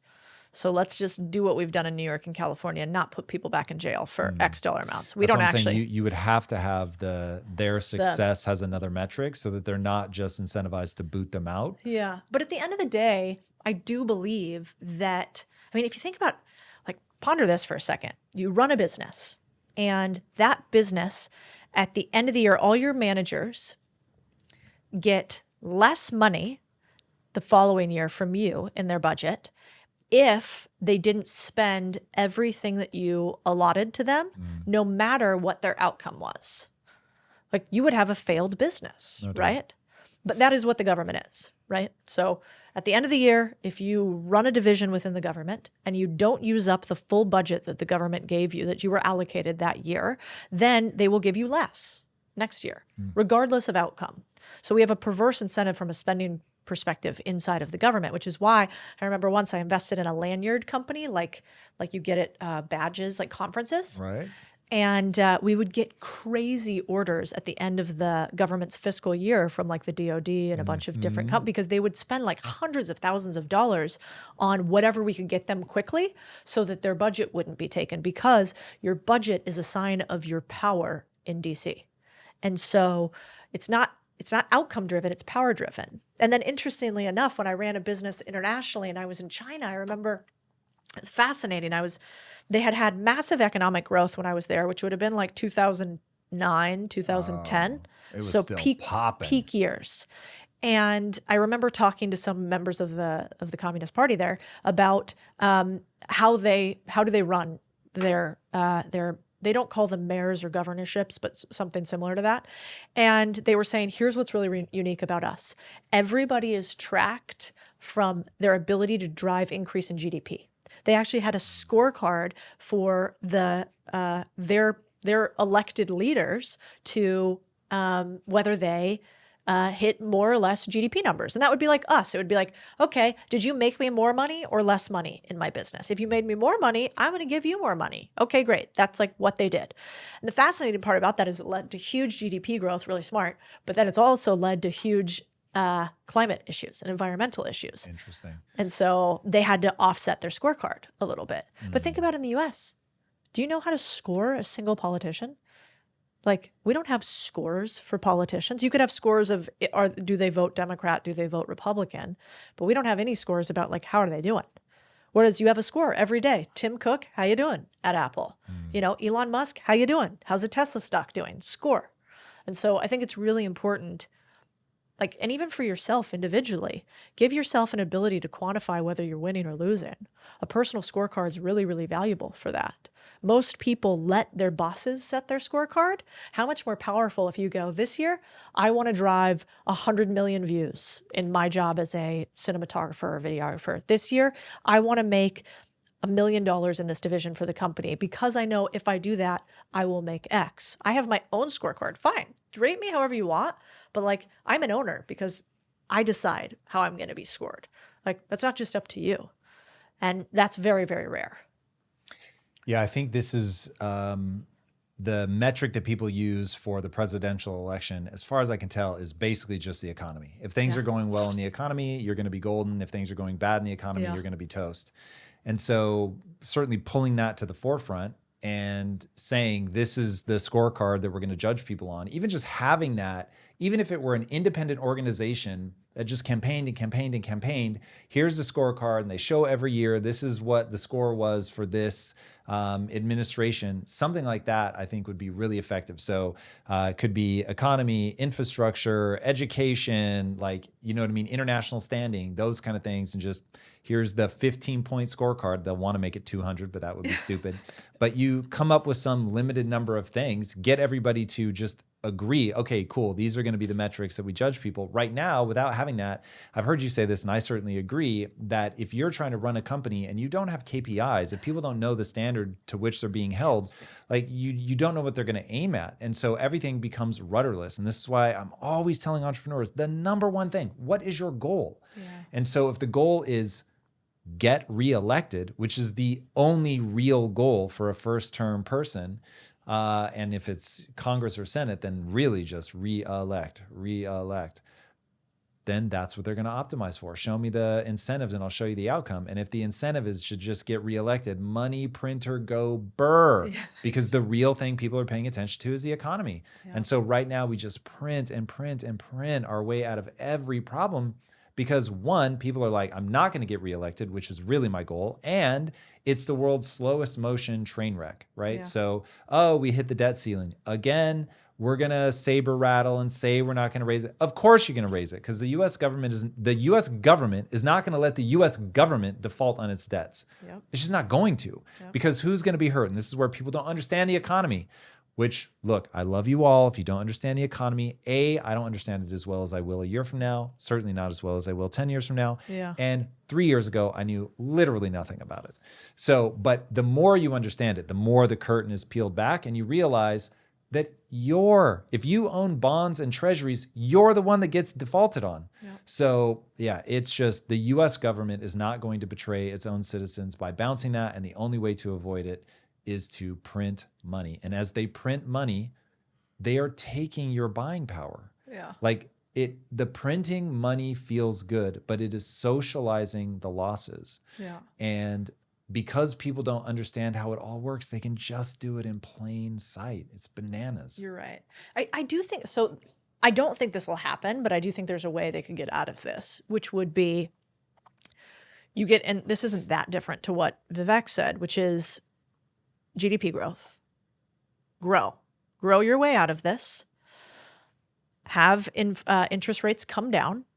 Restructure the debt so that your debt is at fixed, low cost, long term. So do what Mexico did. Do 50-year bonds as opposed to right now, 1, 3, 5, 10.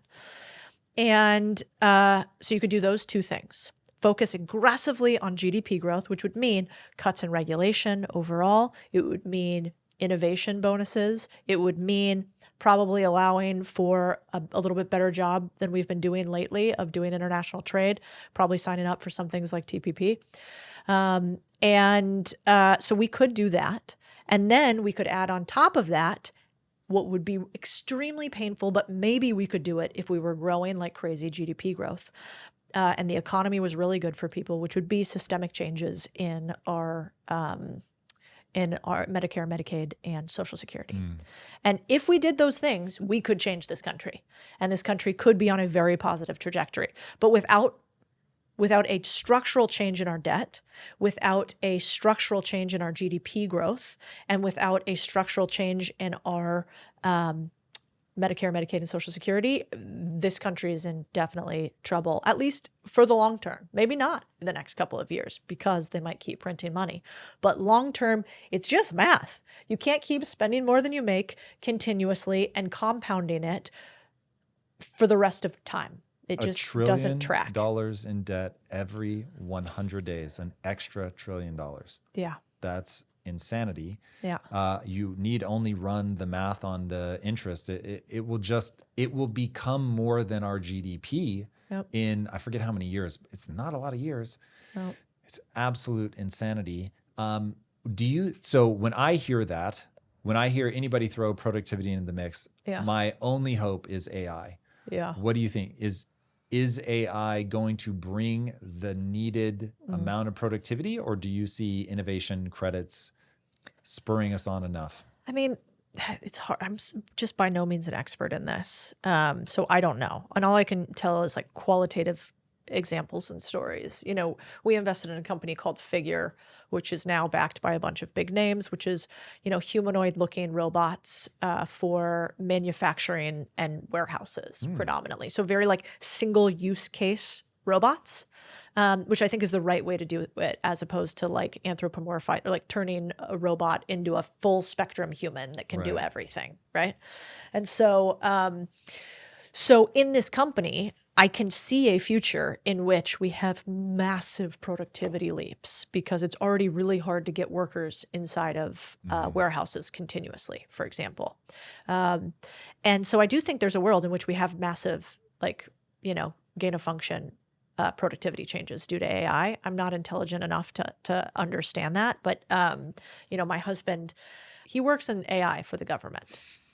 Anyway, and so he sees all these fascinating use cases for AI. And they're incredible. And I'm sure you see it here. You're friends with a bunch of people in the sphere. So I think there will be some version of it. But my bigger point is, like, you individually as a human have to prepare for the worst without being able to affect the outcome.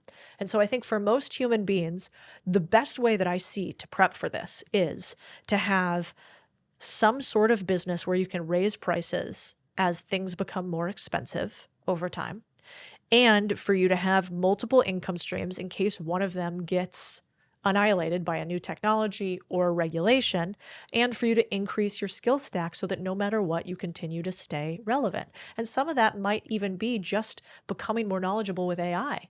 Like, if I was young today and I didn't have a lot of skills, I would have told you a few years ago that the only thing I would have focused on was sales. I would have said, just get really good at sales. Everything else you can figure out. Become incredibly charismatic, learn how to get what you want from people, to learn what they want, and you'll be able to go far. And I think that, but plus an ability to understand usage of AI, not even creation of AI, I think that next generation is going to mint a lot of millionaires and billionaires. So I might focus on that. But I think in the interim, it's unlikely that somebody who's like 45, 50, 60, 70 is going to become an expert in AI now. And so what would be your best case scenario? Invest in things that become more valuable as the world gets tougher. And things like that are assets, for instance, which when inflation happens, your assets grow in value. And that's also how you steal from the poor. I mean, the government steals from you because assets inflate. The rich own assets in inflationary periods, and wages don't inflate. And so that is how the government steals money from the poor and gives it to the rich. Yeah. So I have for people that don't understand what you just said, that's very terrifying. And I hope that they will take a second to walk through that. I have a growing hypothesis that I would love to run by you. Yeah. Tell me if you think I'm crazy. Great. That hard money, the ability to save in a hard money, ought to be a inalienable human right. And what I mean by that is, if you have money that inflates, and let's not use fancy words, if the government is allowed to counterfeit money by printing it, which is literally just legal counterfeiting. Yeah. So they get to make more in their back office, but you can't. So if they're allowed to legally counterfeit, your money loses buying power over time. And so the Truflation calculator shows that over the last 4 years, it's 23.8%, I think. Yep. So your dollar 4 years ago used to buy $1 worth of stuff. Yep. Now, 4 years later, it buys roughly 75 cents worth of stuff. That's brutality. Yep. And that's not a function. It's not a law of nature, which is what I thought inflation was. I just never looked at it. So I just thought things inflate. I never stopped to wonder why. Yep. It's not. It's born of printing money, the legal counterfeiting that the government does. Yep. And that means if you're a good boy or girl and you save your money, that the government is using an invisible tax to take more of your money away. Yep. But in a way that it doesn't look like it. Of course. So it's like if I went in and ate the inside of your cake, but I didn't disturb the outside frosting. You'd be like, I still have my cake. But then when you cut it and eat it, it does not go as far calorically as you had hoped. So that really feels nasty. And we've just gotten used to it. And so everybody's like, oh, okay, I guess. In the last 4 years, I've lost almost 25 cents per dollar. That's insane. Okay, so as I look at that and feel the trauma of that over and over, I'm like, look, I'm basically trying to teach people how to think through how to become a wise gambler. Mm-hmm. The fact that I have to tell people, that's investing, by the way. When I say wise gambler, I mean invest because it is a gamble. You are hoping that the stock market goes up. You are hoping that the US economy continues to grow. You're hoping that Bitcoin moons, whatever investment you choose, you are making a gamble, because I assure you it is not guaranteed even if you buy gold. You're gambling on the future of that. Mm-hmm. You must gamble on the future of that, in my opinion. because otherwise you will just continue to get eaten alive by inflation. If there was some thing, whether it's gold, whether it's Bitcoin, whether it's whatever, whether it's seashells, whatever we can prove has a limited amount, it cannot be inflated, no matter how badly they want to, even in case of emergency, it cannot be inflated. Therefore, you make money, you save in that thing. And since I have a very crypto-friendly audience who's heard me talk about this 1,000 times, to me, it's gold or Bitcoin. Like that's the thing that you're going to move over into. Now, technically, gold does inflate a little bit, but it's a pretty knowable amount of inflation. So you can plan for that. Bitcoin cannot inflate, but is a bigger question mark, no matter what anybody tells you. Yep. You get potential bigger upside, so that's why it's attractive to me.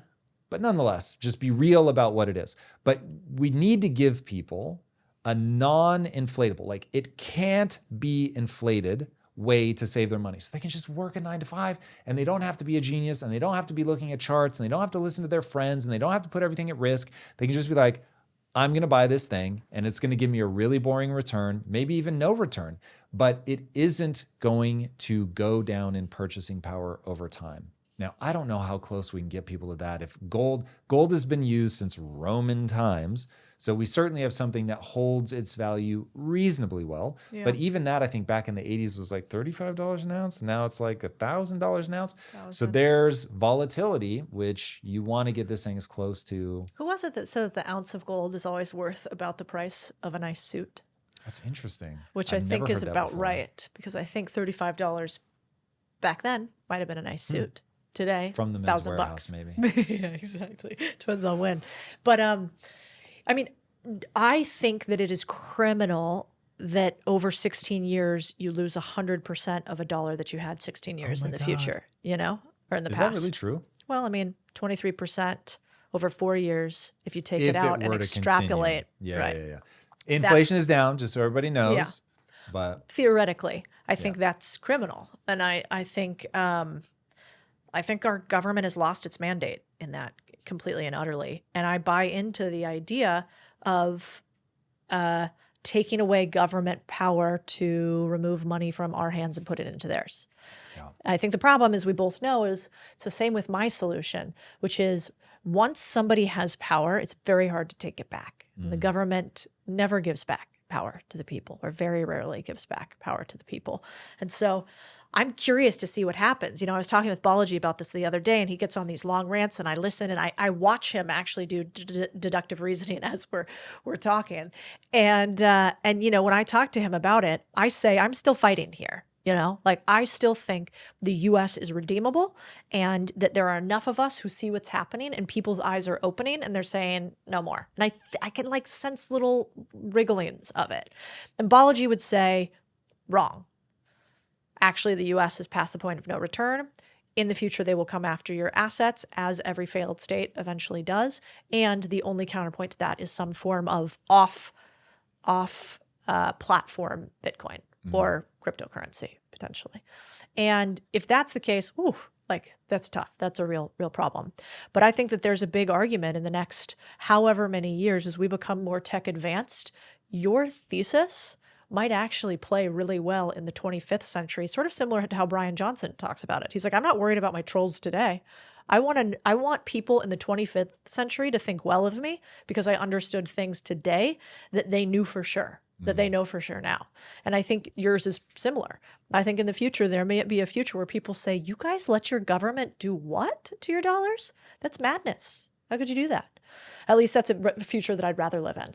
Yeah, it is definitely a future I would rather live in as well. But I think that the chasm that we have to cross between where we are today and there is one of bloodshed and horror.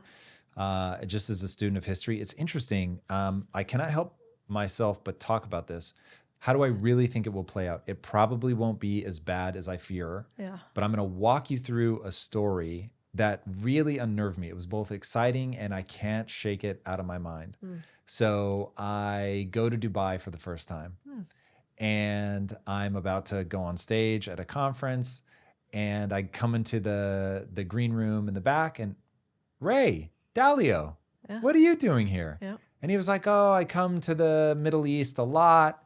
And I'm like, oh, really? Why do you come to the Middle East a lot? And he's, starts going down like how many of the major hedge funds are there. Yep. And he was also, it really comes down to how we are with each other. I was like, yeah, I've heard you say that a lot, Ray. What do you mean? And he was like, well, you want to go where people are treating each other well, where there's not a lot of political strife. And, we're talking and I was like, I felt like a friend of his or something came in that had one of the white robes on. And Ray was like, oh, I thought about wearing mine, but I didn't think any. And I was like, Ray, you have one of these? Oh yeah. Like I said, I'm here a lot. I'm like, so hold on, time out. How much time do you spend outside of the US, right? And so he's pro-US, obviously, loves it the most, but he just keeps saying, it all comes down to how we are with each other. Hey, Ray, what percentage do you give there being a civil war in the US? I think last check he said 50%. So I'm like, you think there's a 50% chance that we escalate to a hot war within our own country, and you spend a lot of time outside of the country? I was just like, oh God, like, is this one of those things where that's somebody who's, and again, this is not what he said, but it just made me be like, should I be preparing for something? So I don't know. I feel like people are a little cavalier about when they look at the debt, how fast it's growing. Like if you see it graphed out, it looks like a cliff. Yeah, it's unbelievable. It is painful. It isn't a straight line, but it's almost a straight line. Yeah. And so I'm just like, okay, wait. It's the chart you want to see in Silicon Valley, but the opposite. Yes. You're like, dude, it's so crazy. It's so crazy. Yeah. And I'm just like, maybe there's something I don't know. And we're like, oh no, you can have something that's 500 times worse than this. So it's bad, but like you can just keep getting way worse. And hyperinflation doesn't happen until way farther down. Yeah. I don't know. I don't know is the honest answer. And I heard Chamath Palihapitiya say this whole debt thing's a nothing burger. And Chamath, I'll make one more appeal. Bro, come on the show. Like, I want to understand how it's nothing burger. Nothing would make me happier than to realize, oh, I have a flawed assumption. Yeah. And all my predictive engine breaks right here. And he has the thing that he understands that I'm missing. And okay, cool, I can relax. That would be amazing because I have zero desire to leave. A good enough argument for him. I mean, obviously very smart man, but all of us are human and flawed. I watched what a lot of those guys did with SPACs a few years back, and having been in the cannabis world when they were doing a lot of SPACs, I remember looking at the underlying deal documents and thinking, this is so perverse for the last investors in, which would be the retail investors that come on when it actually goes public. And the historic nature of how these things have performed shows that most of them lose money. And the people that lose money are not those who create the SPAC. They aren't the people who fund the SPAC because they both make their money up front. It's typically the retail guy left with the bag. Right. And by and large, none of his SPACs panned out. And so, again, I always watch for not what do people say, but what are their actions? Obviously some genius moves with tech, but anybody who looks at markets and thinks with such certainty as opposed to humility concerns me. I think you should approach irrational things like markets with extreme levels of humility. And that's a good sign in somebody that you want to partner with and work with, that if in fact they can be charismatic and confident and they decide instead to have humility in a place where they might be wrong and almost certainly could be wrong with a high degree of probability. And so I have a problem sometimes with individuals like that who are so certain, because we all have historical bias, right? He's had some huge success. And so when you've had huge success, it's a lot easier to buy our own bullshit, right? It's much harder for somebody to argue with me who hasn't had my level of success. And when you get into the Billionaires Club, how many of them have had other people argue with them? I saw it firsthand. We were at this little event at this private place with all these leaders of the free world and some of the richest people in the world. And you're not allowed to talk about specifics happening there. And it was fascinating to watch the questions that they asked, the certainty that they had, and the assumption that everybody else thought the same. That's the thing that kills me almost more than anything else. You would say with a lot of humility, I'm testing a hypothesis. What do you think about that? Which is a brilliant way to communicate if you want to actually get somebody on board. Much higher likelihood of success for me agreeing with you actually to go, hey, what do you think about this? It's like the old adage. I remember when I was first raising money for a startup. We were raising a couple $1 million. And one of my mentors said, let me tell you what to do. He's like, he gave me money. And then he goes, but the way you pitched me, don't ever do that again. And I was like, oh my God, what did I do? And I had just given him like a PowerPoint. I thought it was really good. I thought I'd crushed the meeting. He goes, don't ever do that again. And I'm like, why? And he's like, because if you want money, you ask for advice. And if you want advice, you ask for money. He goes, because those who you go to advice for feel like they're bought in. They've like sort of gotten on your side of the table. And of course, it doesn't always work that way, but I think it's rather intelligent. So I worry about individuals that feel that level of certainty. And especially, I think you have to be careful with the charismatic ones, because oftentimes they're hard to refute. And I found myself, I had a partner where I thought he was killing it in this one business. And every time I talked to him about it, he would have such strong convictions about why this would work, and it would go forward. And then a series of missed deadlines and opportunities quickly taught me that confidence is not always a predictor for performance.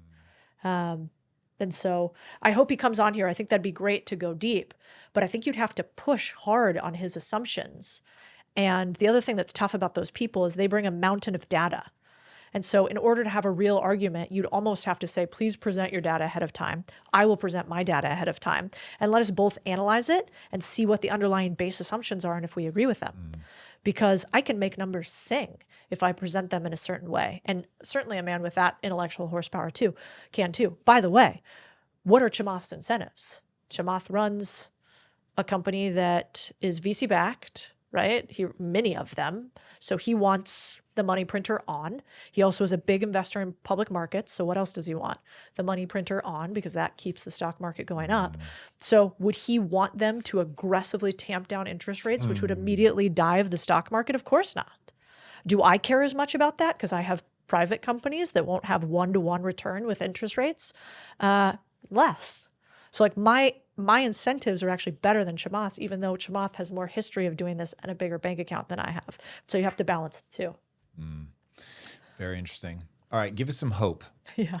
You and I are both optimistic. You and I think, believe you can succeed in any environment as long as you have accurately mapped what the moment is.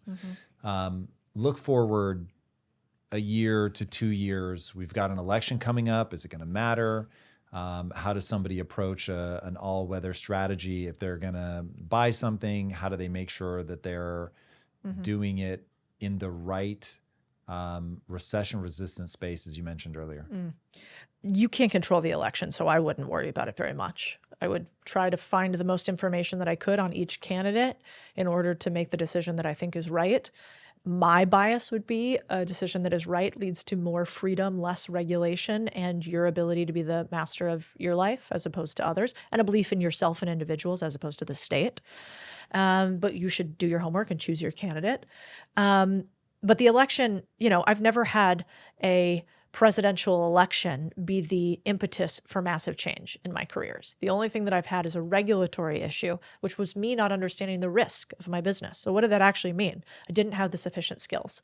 So I think in an environment like this, you need to do a couple of things. You need to obsess on this idea of how can I become almost, Chris and I, my husband, joke about how to become hard to kill, like physically. So we shoot, we do Muay Thai, we do jujitsu, we lift weights, we eat healthy, because he's a former Navy SEAL. And so he's like, that is a principle for him, is that we are harder to kill than the average person. And one of my principles is to be hard to kill financially. And so there's a reason not all my businesses are listed online. It's because I don't want everybody to know everything that I own. There's safety in that. And I think that is where people should obsess on today, is like, I don't know that there's a better time than right now for freedom of information. And if you can kill distractions and focus on the things that drive you towards your goal, which in my mind should be some form of financial freedom, like there is more permissionless profit than has ever existed in the world. Even when if I go back 10 years to the beginning of my career, you had to get permission to do things. You had to, if you were in finance, you had to be, under certain regulatory regimes. Only then could you do something. You had to go up to a very few number of banks who would bank you one way or the other. There wasn't crowdfunding. There wasn't venture capital to the normalized degree that there is now. You couldn't go to friends and family to raise money. That wasn't like normal then. like it is now. And I think we now have access to more capital than ever, more potential profit than ever, and more business models than ever because of the internet. And so anybody who's telling you that you can't is really just saying they can't and that they don't know how. And so you should probably make it your mission in this environment to go figure out the highest ROI and how to your goal. All right. Who would give us more freedom, Trump, Biden, or RFK Jr.? That's a good question. I think I'm going to go with Trump. I think the problem with RFK is I couldn't get him to enunciate his economic views. Interesting. He's the one I know the least about. Yeah, I actually think that he has really interesting views about food safety. I think he has interesting views about medical safety and allowances. I think he has interesting views about, like individuals as sovereign, even psychedelics. But if I had to choose between, two candidates, I would choose Trump. And that is a very unpopular thing to say today. But I think we all have to start making some unpopular decisions if we want to make changes. I mean, I did a post the other day on Twitter that I really would rather have not done, which was, about what was happening at the border. We talked about this before, but when I was a journalist, I covered the U.S.-Mexican border. I'm Latina, and I've crossed the border illegally multiple times when I was a journalist covering stories, right? So I'd seen it. And, my friends, my family's from Arizona, my friends who are still along the Arizona-U.S. border or the Arizona-Mexico border and the Texas-Mexico border, it's inundating.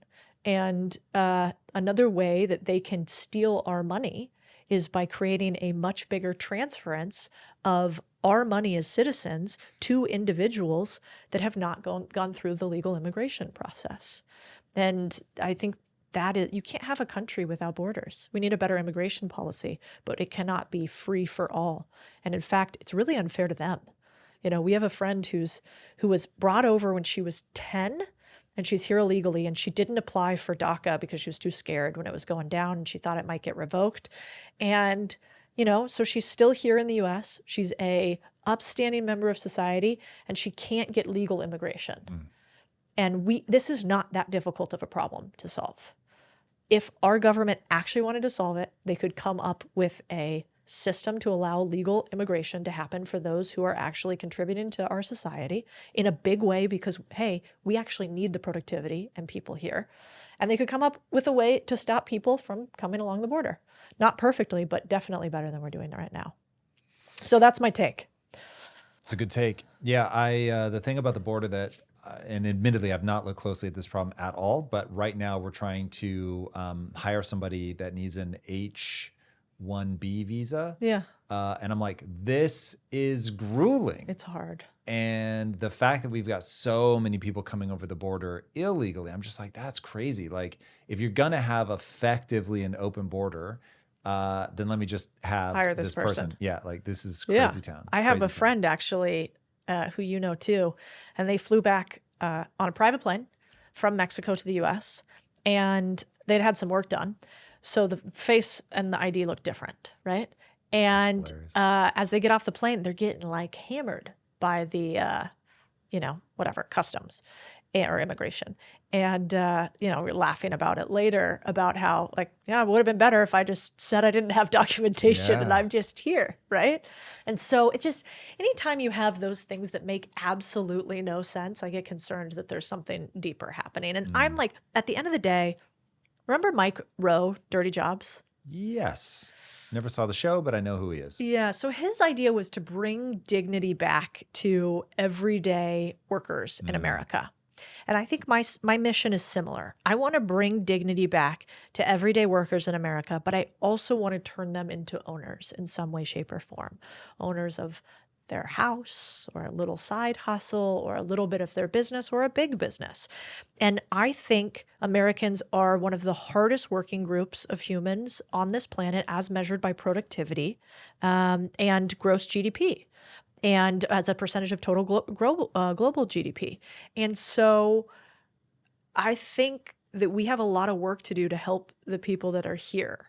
And that to me is really important because if we can raise up all of, Americans as we do and have through multiple poverty cycles to a degree that's like never before seen anywhere on this planet at scale like America has. Capitalism's actually been incredible for that. Then I think we can have a better immigration policy because we'll have more immigration or we'll have more innovation. And right now we're not uplifting the American worker. We're beating them down with deaths of despair and fentanyl normalization and calling it a pill, not a poison, and inflating away people's salary and giving universities money that puts our children in debt as the only type of debt that you can't call off from bankruptcy, then it's fucking wrong. And I think there's a lot we can do about it. I love it. Where can people follow you as you right these wrongs? Yeah, it's like, tell me what you really think, Codie. Contrarianthinking.co is our free newsletter where we talk about that the most, and then Codie Sanchez on all the socials. We're going to be starting this new series on YouTube that I think will be really meaningful. And so we're Codie Sanchez on YouTube. And what's the new series? Can't tell you yet. It's going to be a secret. Okay. We're working on it though. And the idea is it's not just a show. It's going to come with something else. Like when we win, we have something called When I Get a Deal, You Get a Deal, which means we only take money from sponsors if they give money back to our people. And then we take that money, and I don't take any profits from any of this business. And so it just goes back into the content. And I have an idea for that with our show overall. So we're working on that, and it'll come out this summer. Can't wait to see it. Yay. Thanks for having me. All right, everybody. If you haven't already, be sure to subscribe. And until next time, my friends, be legendary. Take care. Peace. If you like this conversation, check out this episode to learn more. There's people who are really rich who wake up really late and work really late. And there's people really rich who wake up really, really early. And there's people who are really rich who eat really healthy. And there's people really rich who drink Coca-Cola and eat French fries every day. And so there's all these things that we want to make as truth.